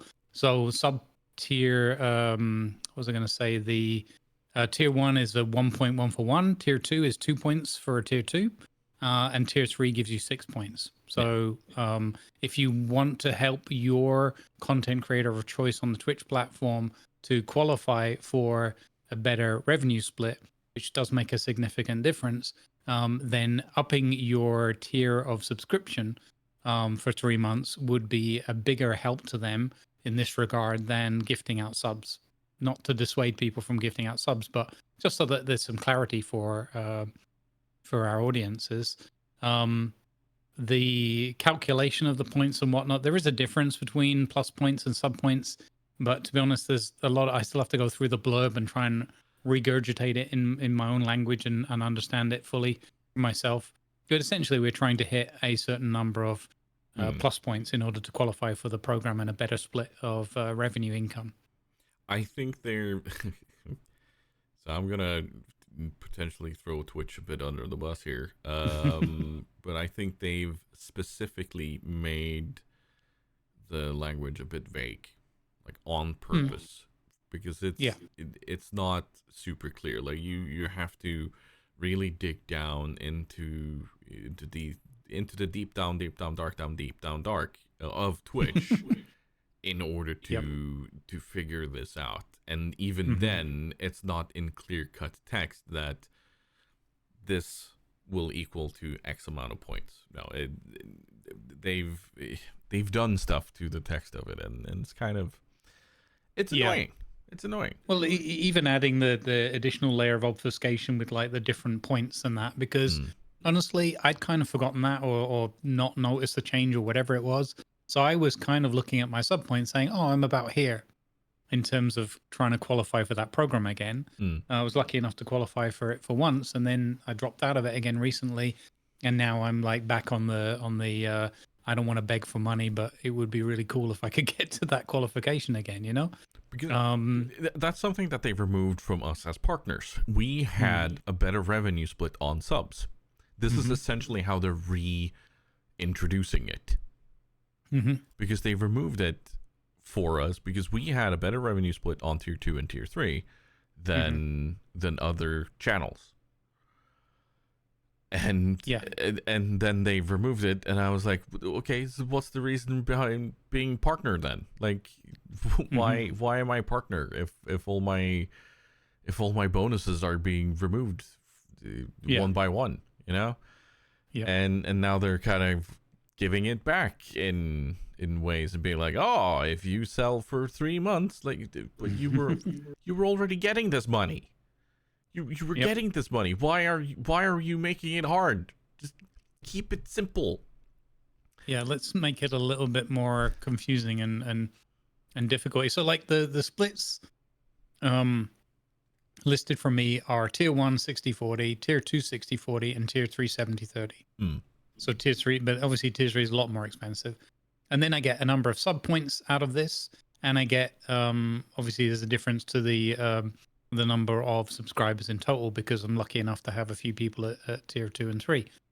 But like to give people a bit of a slight insight, subscriptions are about 50% of my revenue, and of that, about half of them are recurring paid subs, maybe a little bit more than that. So by qualifying or not qualifying respectively to this better split across all sub tiers, the 70-30, if I can get the 300, that's the numbers just start to add up really significantly. Yeah. We're fortunate enough to have kind people who either use their Prime or especially those that give gifted subs, and they're really appreciated. But a gifted tier 1 sub is coming in at a 60-40 split as a partner. And if we could get that qualification, then it's 70-30. And these things, they're talking about a sliding bar or whatever impact to 50% of my revenue base. Quite important, and also something that we don't feel comfortable typically to feel like we're sort of shilling or begging or whatever. Everything is incredibly gratefully received and appreciated. It's just that's the way it works. And I think that the fact that it's a little bit convoluted and confusing for the content creator, how on earth does that translate to the viewership? Yeah. The majority of you whom are like in a neutral sense, I don't care. I'm just trying to help you. Here's a sub. Yeah. Because I can afford it this month. The implications on the back end and everything are, it's a little bit sort of painful to try to work out and keep on top of. I've just noticed, so I'm lucky enough to be able to keep the level 1, the 100 active. That's fantastic. But as I said, unfortunately, in a way, I was blessed with achieving the level 2 for a year. Excuse me. And and now that's gone. And because the ad revenue, I've also been doing a little bit of digging into the ad revenue, and that's kind of falling away a little bit. I'm not quite sure why it's fallen away as much as it has, because I haven't really changed the content I'm delivering. My numbers haven't really varied that much. So yeah, it's I need to do more digging and to try and understand where the differences are coming from. But so that just that to give people might not be you. Just so that's said, there is a massive seasonal difference in ad revenue once we start getting towards spring and summer. Everybody sees for sure. that, but wintertime and especially around Christmas, that's always going to be massive ad revenue. Well, I say massive, but it's going to be significantly boosted compared to what we're seeing now. So that's across the board. That's not just you. But no, absolutely. I understand that. It's just interesting to see things like when they make their estimates and everything that those numbers have dropped off significantly from what they used to. But I think it's more in that they have this constant push of like, well, just run a few more ads. They're not really that bad. Just, this is why 3 minutes? What about 4 minutes? What about 5 minutes? That kind of thing. So they've sort of changed the way they do it. So it's a little bit less in your face, which I appreciate. But nevertheless, like when I look at the sort of sliders and all of the various options and things, it's clear that they're like, well, if you just ran 10 minutes of ads, everyone would be happy, wouldn't they? It's like, well, no, because my people aren't tuning in to watch 10 minutes of ads every hour. So, definitely the ad revenue has fallen off as well, which is, as you said, partially seasonal, but I think overall, like in recent memory, like year for year, it's interesting how much of a drop off there's been. So, where's all this big ad money? Yeah. Well, I personally, I would love it, but it probably won't happen. But it would be great if, and it might happen, because what they've done for Latin America is obviously to make it more affordable for people so that they can then generate more revenue. They're not doing it purely out of charity. Yeah. I just think that that's maybe something. Maybe it's you know, a bit of an experiment as well. But it would be nice if they maybe made the hurdles a little bit lower, because if you're, it's kind of painful if you're sort of on the cusp of it. Let alone if you're in a situation where you can't get anywhere near those hurdles, right? But if you're like near it, but every month it's like I can reach it, I'm gonna get. Oh, that's kind of demoralizing. To put it like for an this, extended period of if we'd time. had that in Europe, I would have consistently hit those numbers, for about the last year. Mm-hmm. Yeah. And that would be nice. That would be very nice. But hey, here we are. So we'll see. We'll just have to see what Twitch does. But I'm keeping an eye on you, Twitch. Because unlike someone else, Twitch. Know your role. I know my role. Do you know your role? Yeah, I know my role. What is your role? My role is to always say to myself, I'm not going to overcommit and role playing too many things in parallel, and then overcommit and role playing too many things in parallel. Yet somehow you have completely taken over this segment. Yeah, because I've got nothing, so this is all you, buddy. So here's my non-committal approach to role playing. Here's me talking about 3 things I've been role playing in. So one of them is the Colony Battlegrounds Space Engineers series, which I was very humbled and privileged to be a part of, with a number of like incredible creators involved in that project. It was TC3 who got me in on it. Obviously, it's a Captain Jack series. He's very famous in the YouTube Space Engineers space. Very, very good content creator. Number of others in there, Survival Bob, and of course our new buddy Beeblebum, who has been an absolute delight getting to know and spend some more time with creatively, and a whole host of others. And that series, we went out with a bang because we had a massive battle at the base of Jack's team, the RWI. I would just encourage people to go onto YouTube under Space Engineers and just look for anything Colony Battlegrounds. Doesn't have to be my stuff.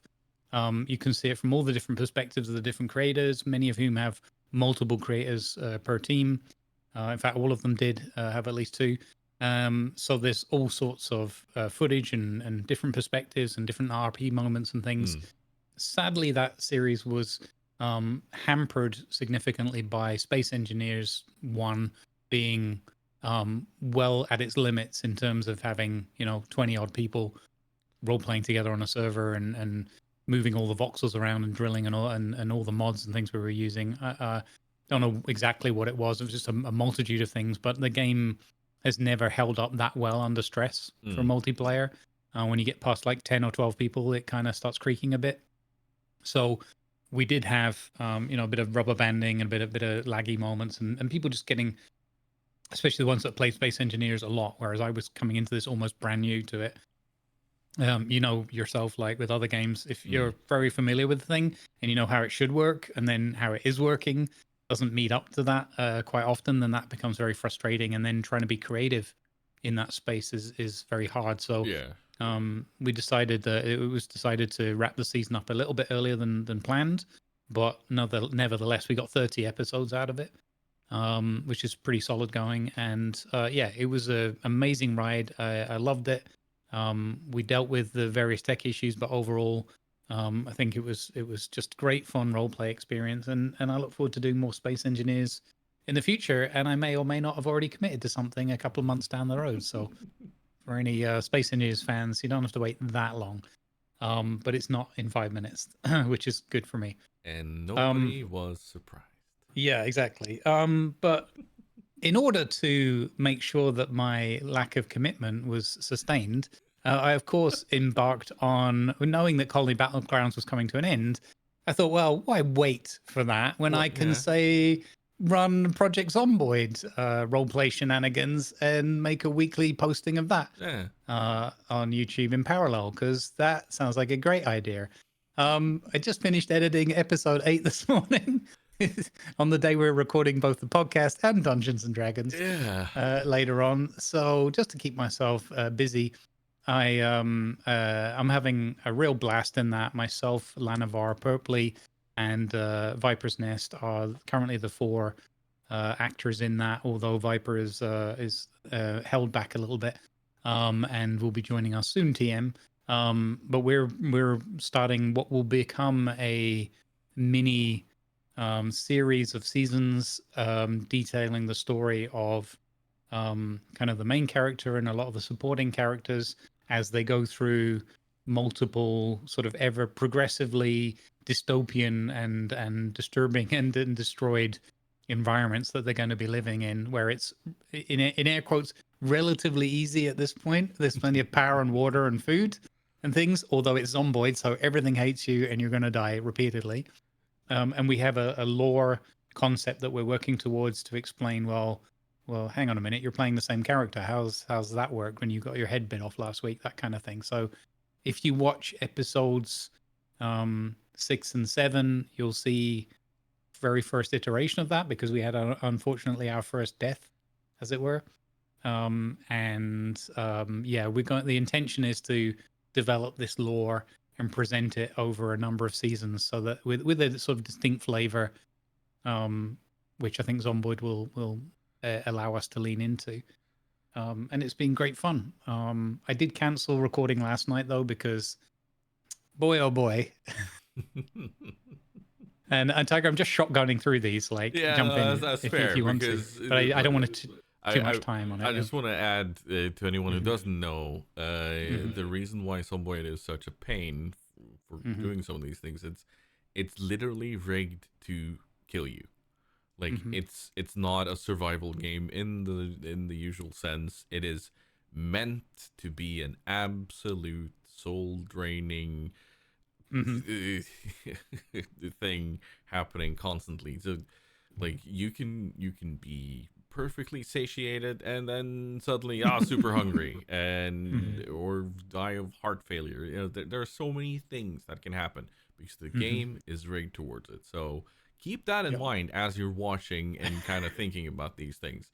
So there's a tiny bit of suspension of disbelief needing to be going on, even within a game. Even within a game, I want to point that out. So be kind to those who choose to embark on these adventures, because it's hard enough just playing the game, and then you add role playing and trying to actually play it as proper survival. It's impressive. So keep that in mind, people. We've been having a blast with it, but yeah, thanks, Tiger. It is so far, I'm going to jinx it, but as of the time of recording, I've just posted episode 8. It'll go live on the upcoming Saturday, and I have yet to die. So how I have achieved that with several hours of gameplay is quite remarkable. I don't mean that in a way of patting myself on my back, but I mean that in a way of like, well, we all know where that I meet my limits in games pretty easily, usually by falling off a ledge or whatever. And somehow I haven't died, so I'm anyway. I'm sure we'll see my death in episode 9 now.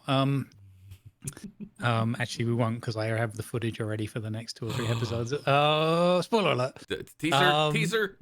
Teaser. Let's go with that. Teaser. Yeah. But yeah, this we cancelled last night's recording session because we just came off of Sunday evening, where I made what we could call a cameo appearance, the second of this season, where I'm not really playing Atlas, partly because I didn't want to overcommit myself or overextend myself, and partly because it's Atlas and I didn't have the energy to be like, yeah, I'm ready for this fight right now.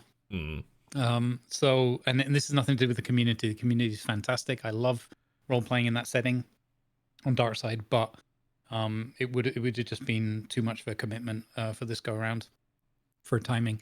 But we attended the wedding of Shion Kaizi's character, Marlene Mouse Graham, and another character played by Baron called Andrew Reed, and they met and grew to love each other in storyline in the Navy.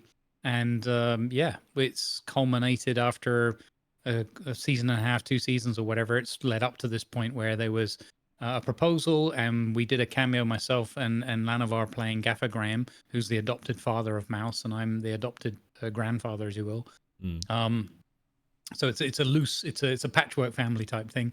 And we first did a cameo a few weeks back, where we went in and did an interrogation. We interviewed the groom to be, and just we put him through the ringer, and that was good fun. I've got the footage of that, but I haven't had time to edit anything together. That was a good laugh.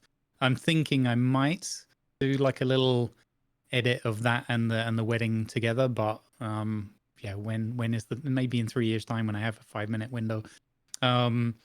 But yeah, on Sunday we had the wedding event itself. It was really well attended. Loads and loads of role players from all sorts of companies and the Navy as well there. And we had Lieutenant Kinsley, played by another buddy of mine, Mr. Firebane. People in the Atlas and role playing and Twitch community will recognize Firebane. He was performing the ceremony and did an absolutely amazing job at it. We don't mention the fact that we thought he'd fallen asleep, because it was very early in the day for him, because he lives in San Francisco or somewhere around there. He's on the West Coast. Yeah, West Coast. And he just did a fantastic job. And then just all the actors, all the players, we had live music sung by one of the other players across the microphone into Atlas, so playing a guitar and singing with someone holding the voice button open for them. So that's always impressive when you hear somebody do that. Unfortunately, screw you, YouTube, I had to mute that out of the VOD. But you know, so if you saw it live, you saw it live and you heard it. But yeah, and then there was after the wedding ceremony, that they had their own vows written for the characters, which were tremendous. You know, real tearjerker stuff.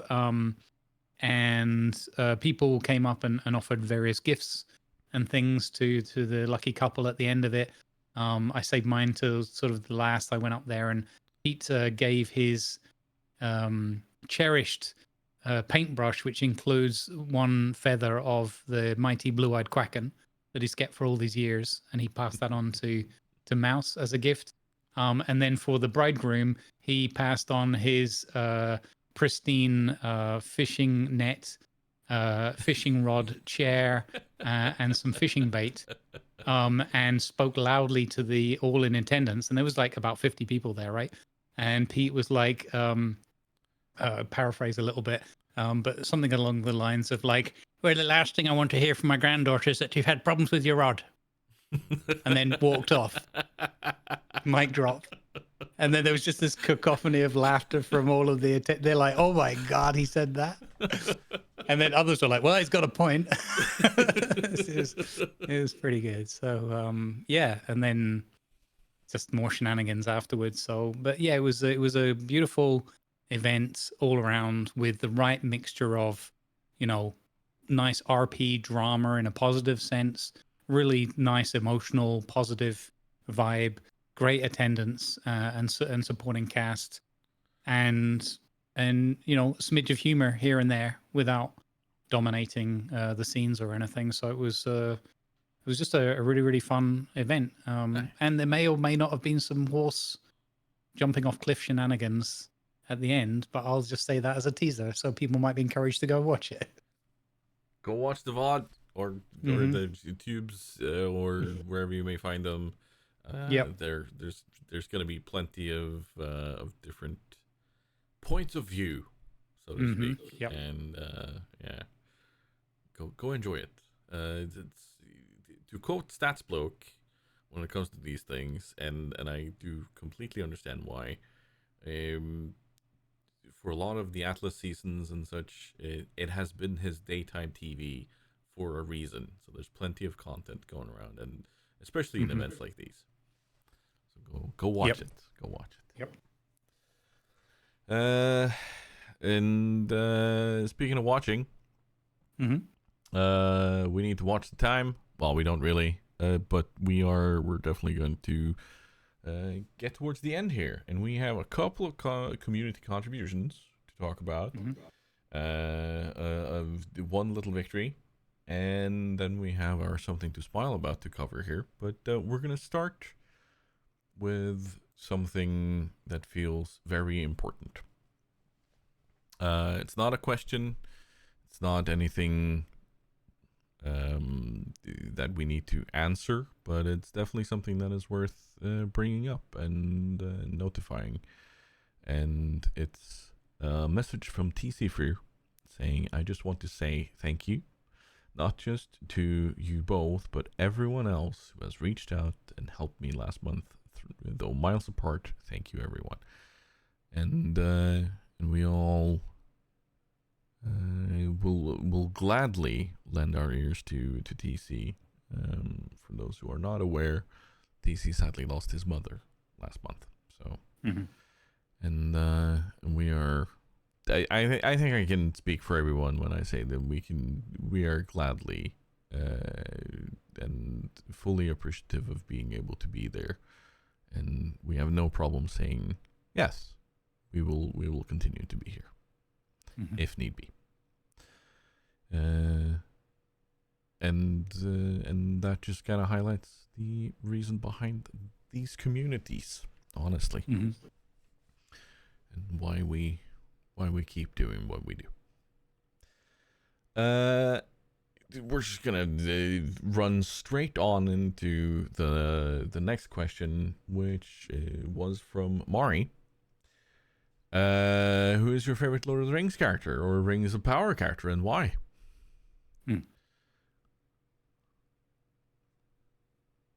Yes. So, Rings of Power, I don't watch. I gave up on that a little way into the first one. But Lord of the Rings, over the years, I've really come to appreciate and respect the hobbits. I think for me, the hero of that film is Samwise Gamgee. Not only, but the more I've watched that back a few times with a more sort of critical eye and better understanding somewhat of some of the story and some of the things around and the lore, the more I appreciate what Sam went through and his struggle. I know he didn't carry the ring. He didn't have that. Well, he briefly, but he didn't have that ultimate. He wasn't wearing it, and he didn't have that ultimate burden. But I think that without him, they just don't get there, and especially through Frodo's moment of weakness at the end and so forth as well. Spoiler alert. So yeah, he's my favorite character. How old is the book now? Yeah, I know exactly. That's. I like throwing those ones in there. Yeah. So also a nod of appreciation. I always get the names mixed up, but I think her name was Eowyn, the daughter of the Theoden, who took the other little hobbit into battle. Niece. She's the niece of Theoden. She's a niece. Oh, okay. Sorry. There you go. See, I'm not that good. Even though how many times I've watched that film. Anyway, I think is also like an important role and moment with the Witch King and the battle. Even though the other things that maybe turned it and everything, I think that was because these are things that turn. Even in real history, moments like that turn entire fates of kingdoms and countries and things, and that kind of always stands out in my mind because it wasn't about might and power, but it was circumstance and bravery, and so I appreciate that. Yeah. Anyway, that's my 2 cents. What about you, Tiger? Oh, it's hard to pick one favorite. And it's almost impossible, actually, because from when I was about 13, I read Lord of the Rings once a year in English. So I've read it time and time and time again, and each time I kind of connected with another character, but I would have to say that Tom Bombadil is maybe my favorite character. The reason why is simply he's not affected by the great grand politics of the world. He's not affected by the whimsy of magic. He might be magic himself. Not just might be, he definitely is. But it's just he's just there. He's just doing his own thing. He's hanging out. He's kind. He's curious. He's he keeps an open mind to things. And there's no judgment from him. He just kind of like he accepts the hobbits and he talks to them and takes care of them, and he does this whole thing. The ring holds no power over him, meaning he has no want for it. His needs in life are simple comparatively if you look at him and others. So just the pure nature of Tom Bombadil with how he is in the world, it's just, yeah, that's what I want from my life. I just want to be a guy who hangs out and talks to people and learns about them, and not affected by late stage capitalism and whatnot, or politics, or whatever it is. Yeah, I just want to be a guy in the world that can hang out and have a good time, which is what Tom Bombadil is. So yeah, Tom. But like it's of course always going to be people that are fan favorites like Gimli and Aragorn. They have a special place for their own reasons, but overall favorite character, I think I would have to say Tom Bombadil. So yeah, interesting. And I don't think I've ever given it a deep, thorough thought before this question, but he's always had a space in my mind for these reasons. So there's that. Second part of Diurach's question. Sneaky. Finding hobbies and general peace in life. What do you do away from the screen, and how do you get into it? I lost most of my hobbies with my injuries, and I'm still poking around finding things that I enjoy. Currently learning bodhrán, the large drum, to get back into music after near 15 years of it, then stopping on account of life. I think we've answered a similar question to this before in regards to what we do to chill out, and I mean I can start off because I'm currently in a bit of a weird place in life when it comes to this, but like the things that drive me forward and allow me respite from content creation or from the computer or work is, with my neurospicy nature, it's ever changing. There's no doubt about that, but it's those tiny moments of creating stuff, be that a miniature or a painting or some bit of code that I want to do for Live from the North or such. It's finding those where my brain goes, oh, I like this, I'm gonna do this, but also allowing enough time to enjoy it and not just have one of those this wasn't fun because I didn't instantly master it, But I think for a lot of us, it's going to be important to grasp those moments in games too. A lot of us are streamers, a lot of us are content creators, but that doesn't mean we can't play games to just play them, like Cast and Chill, Dinkum, or whatnot. Find those games that have those moments that give you that tiny smile, or just the empty mind where all you do is throw out a line and fish from a boat, or whatever it may be. Stomp on goblins, and I don't know, like whatever it is. Just hang on to those and use them and allow them to be your time. That is maybe the most important part of it. You don't have to always share everything, and I think that's a big part of it.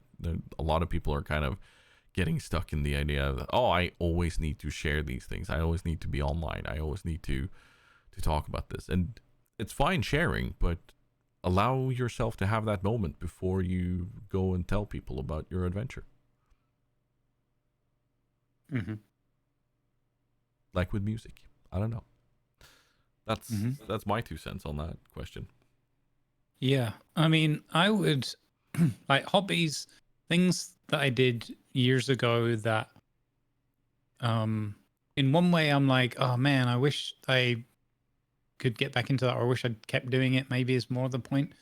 But also it's just, I now look at it as like, well, that was a block of time where I did that. And I'm learning to just be happy with that and say, look, you don't have to do everything. You can't turn the clock back. You can't go back and do the things you used to do when you were 25 and everything. So maybe look at it more positively as like, well, at least you had that experience and that block of time. One of the things that I used to do like that was photography, where I'm not one of these like uber geeks of like getting into all the whys and the numbers and what buttons you're supposed to press and all that kind of stuff. I'm much more on the side of like just go with the flow and see a thing and go, oh, I wonder if I could snap a picture of that kind of thing. So more of a artistic view at it without having trained in it or anything like that. So just going with what I see like in my mind's eye and what I see in front of me, and trying to marry the two up with some sort of image. And I had a lot of fun with that, with digital photography, and I did that for a few years. And one of the things that went hand in hand with that was, I worked hard. I did a lot of overtime as well. And, you have a good compensation for that, but you have no time. So what I cherished was like, well, when I had that free day or that free weekend or an afternoon somewhere, I'd be like, okay, grab the camera and we'll just go over here and do this thing. And it also was something that I could, because it was the advent of like, good digital cameras and DSLRs and all that kind of thing. So not right at the beginning of it, but like, where they were becoming more affordable rather than super high end that only sort of rich people could get. So I grabbed myself one and a couple of simple lenses, and I just had such a good time just going, even just around about where I lived, or like in London where I was working at the time, and just, snap everything. Go down, oh, wonder what's down this side alley. Don't know. Go down there and see if there's anything to take a picture of in that. And you just find like somebody's random shoe on the floor. Cool. Let's take a picture of that. And then there was a website as well where you could upload, I mean, probably dozens of them now, but there weren't, that many at the time. And so it was nice to be able to share those with like anybody around the world, or families and friends and all sorts of stuff. That was pretty cool as well. And so that was one thing. And now I'm like, oh, I don't know. In theory, I could do that, but I don't know, man. I don't. I just don't get around to it, and I certainly don't have the luxury of being able to sort of travel everywhere like I did before, or have my work be like, oh, we're sending you over here for 2 weeks. I'm like, okay, cool. I'll take my camera.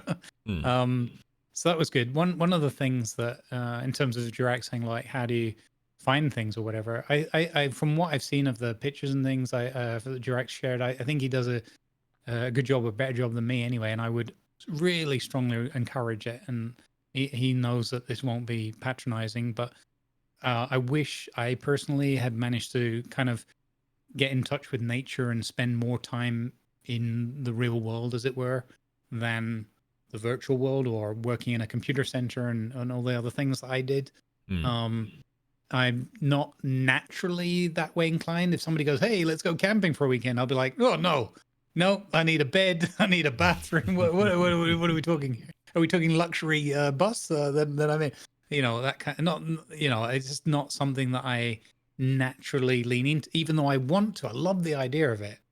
And I think that's some of the things that come from me playing survival games, where I'm like, oh, imagine what this would be like, you know, if I was in this scenario, how would I do all these things and survive in that? But I've not been, you know, naturally, I've just not been brought up and not had that exposure. You know, if I came back in another life, I'd like to come back as like a farmer's, you know, child or whatever, and just learn all those things all the way, like naturally, organically from the beginning, kind of thing. So, but I would definitely encourage, like, you know, things like going to an ocean, going to lakes, going, you know, getting in touch with nature, because it's obviously good for you physically, but mentally, nothing beats that. Nothing, in my experience, and I've got a couple of years, a couple of miles on the clock. Nothing comes close to just having that moment of self-awareness and being there and just seeing what Mother Nature has put around us, and appreciating it. Unless it's a bloody wasp or mosquito, they can just clear off. But you know, not to make too much light of it. I would encourage that as much as possible, and that can be as simple as like walking down the end of your street or whatever. You know, it doesn't have to be like, oh, I'm flying to Machu Picchu or something ridiculous like that. So I definitely would say that. The other thing that I've never really managed to do is anything musical. You mentioned it as well, and I'm really happy to hear that Diurach's getting in touch with his inner drummer.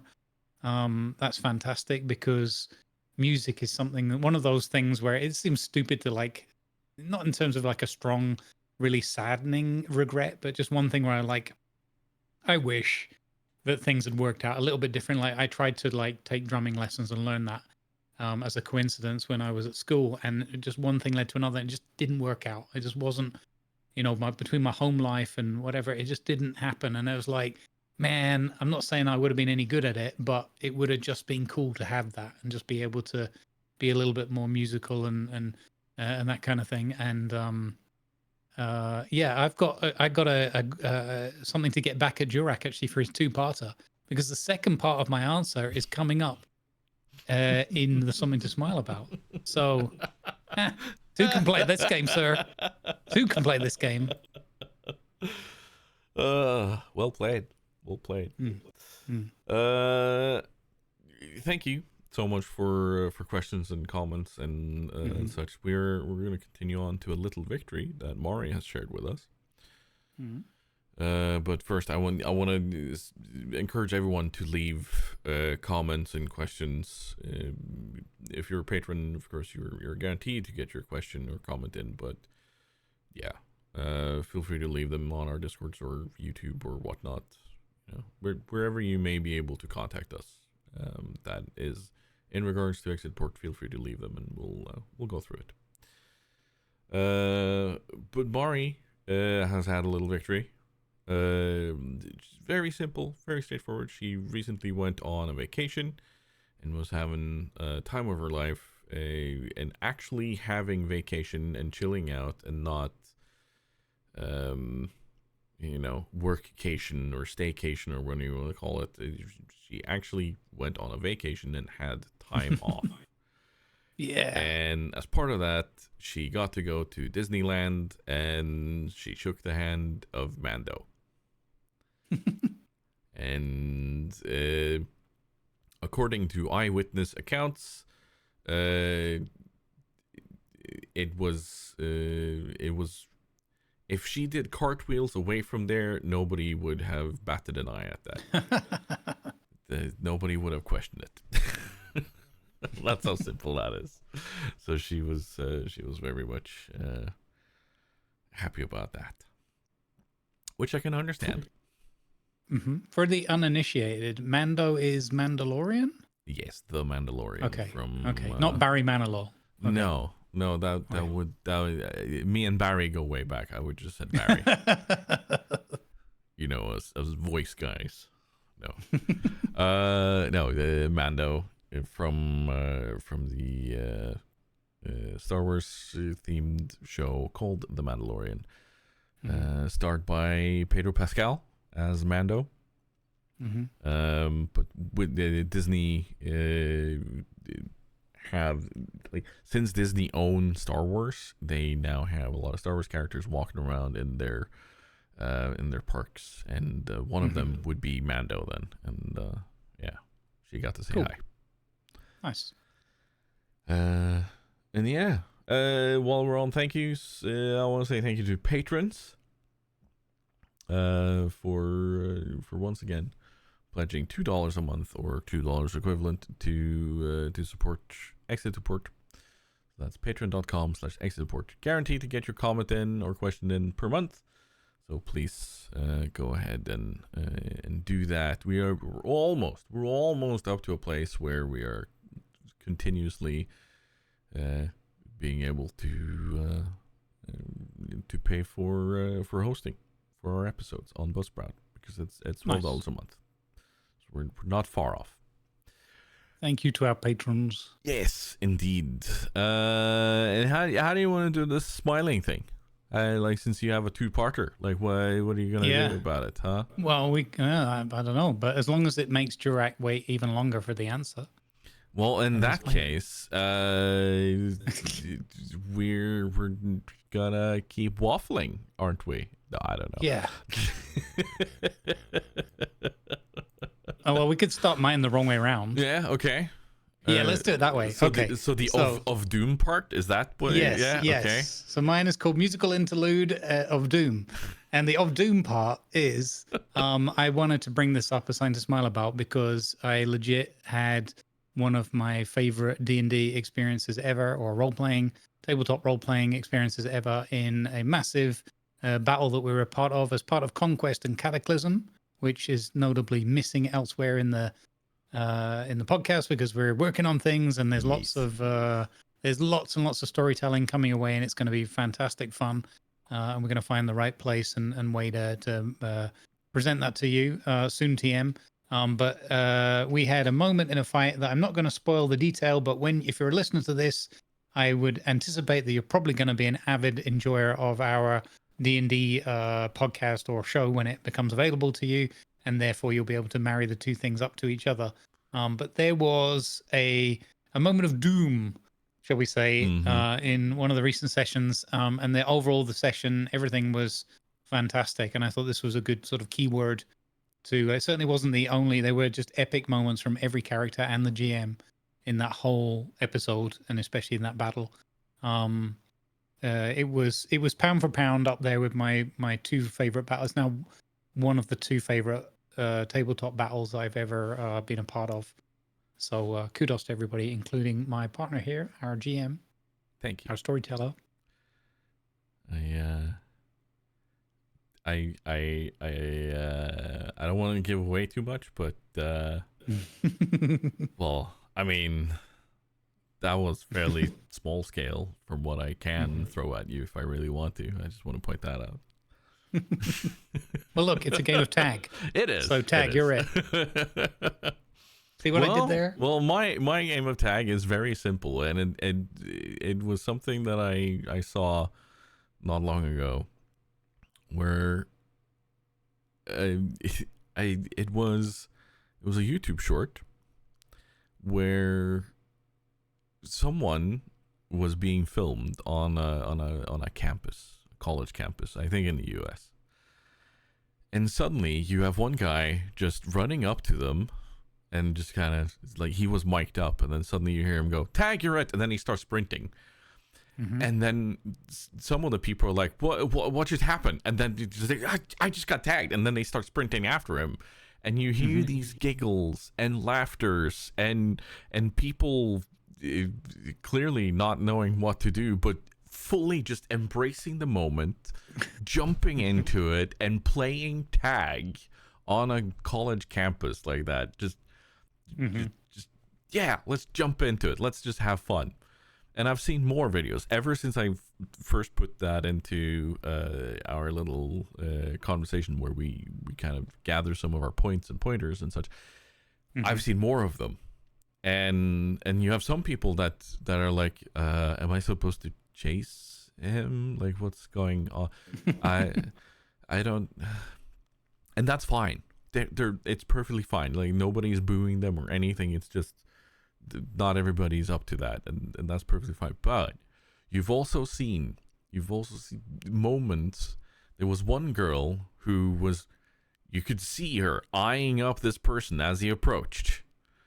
Like, oh, she knew. She knew what was coming.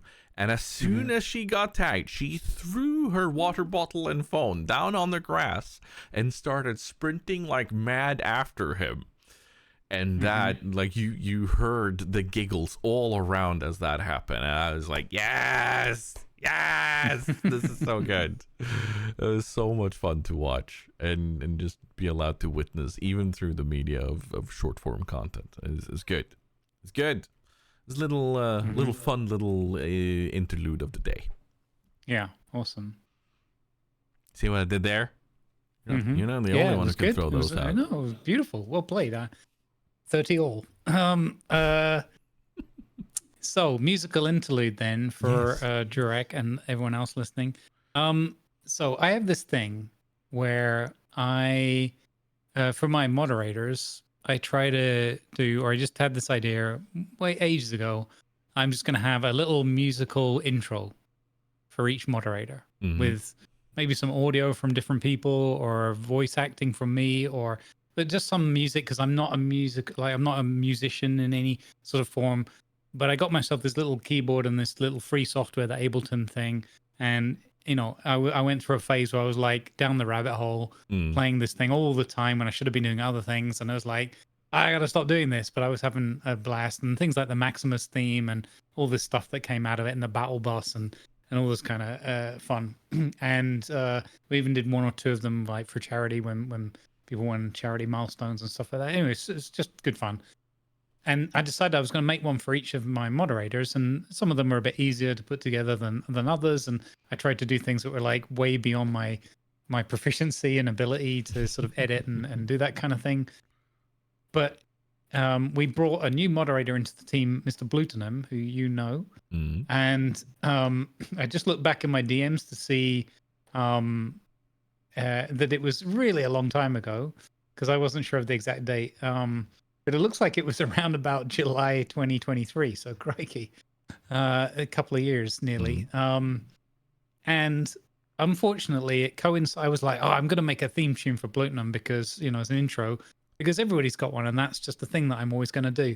And it hit right at the point where creatively I went off a cliff edge in terms of like music and a crash of confidence and everything. I was like, I don't know how any of this works anymore. I can't remember how I even made this song last week. And it was kind of that, and I've been working on this, but like the health issues and the mental health issues and short-term memory loss stuff that I was going through, I still have to work at it all the time, but it was really a point where I just started like, I'd like put a piece of music together, and the next morning I couldn't remember how I played it, that kind of, and I was like, what the hell's going on with my brain here, So essentially for the best part of 2 years, I've been like, I'm a little bit afraid. I don't really want to plug that keyboard in. I can't remember how any of it works. It's all like that. And today, after I did my Project Zomboid edit, for the last few weeks, I've been like, oh, maybe I can't ever quite find the music. I find good music and everything has to be like licensed or,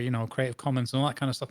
But it's difficult when you're doing like even a half-hour show and you're looking for backing tracks or things that are not going to get in the way of the scene, but have the right tone and all that. It's really difficult, and there's a lot of hit and miss for me.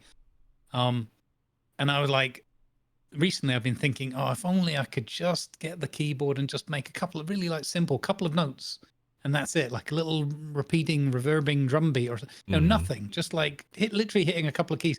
But I was like afraid to kind of do it. So I did an edit this morning for Zomboid episode 8, and publishing this coming Saturday on YouTube as a premiere. I'll be there in the chat anyway. I after that I was like, you know what? That computer's on. That's the computer with the keyboard attached to it. Let's plug this in and let's just press a keyboard key. Long story short, I've had this idea in my head of like, this is how I want the Blutenham intro to sound, and I made it. Hey! So tomorrow it'll premiere, and everyone will go, don't plug that keyboard in ever again, Grumbles. What are you doing? Leave it alone. So I'm sorry to Blutenham that it's taken so long. He already knows that he doesn't know it, but he knows it's coming because I dropped into we have a jokingly called staff chat. in our Discord Mm. for me and the mod team. And I was like, I finally did it. I made you a mod intro soundbite. And his response was like, oh, smiley face. So I think there's a bit of trepidation on both parts, but hopefully it'll be a fun one and one that he wants to use. I know that Viper hates his one, so he never plays it. But that's fine. We tried to do the bit in Top Gun. Yeah. Like it's 103 degrees and blah, that whole. But I did it with all of the mods having a different audio part, and then I tried to weave it together in Audacity. And I'm not very good at leveling and compressing and all. So it's just like, you can sort of hear half of it and not the. So and Viper's just like. So it's fine. But yeah, the others get theirs quite often, and yeah, so new mod intro sound. Anyway, went way longer than I wanted to, but it was just something I got super excited about. That's 2 years of being kind of afraid to make a little composition, and I managed to get through it today. So yeah, good. Well, we were all excited for anyone being excited, and as is a trend on the internet these days. God forbid someone has a hobby. It's often aimed at female creators who are being shamed for what they do as hobbies, be that Warhammer or anything like that, anything they enjoy. And then they just kind of post a picture of themselves looking kind of perturbed or confused, and then just this text, God forbid a girl have a hobby, Yeah. Let's just let people enjoy their thing. Be excited about your own thing, share it with others. Not that thing. Don't make it weird. Shut up. But just allow yourself these joys. That is what I'm trying to say. And never ever be ashamed about enthusiasm for these things. That's how simple that is. Because if you don't have any sort of enthusiasm for things, how are you going to enjoy life? Huh? How are you going to enjoy life? And that's where we're going to end that episode on the ever weighing question of how are you going to enjoy life? That's a hell of a question. Let's leave that out there. How do you enjoy life, huh? Answers in the comments. Anyway, it's gonna be enough for us. Thank you so much, everyone, for listening. It's gonna be a goodbye from me and a goodbye from Grumbles. Goodbye, good vibes. We will actually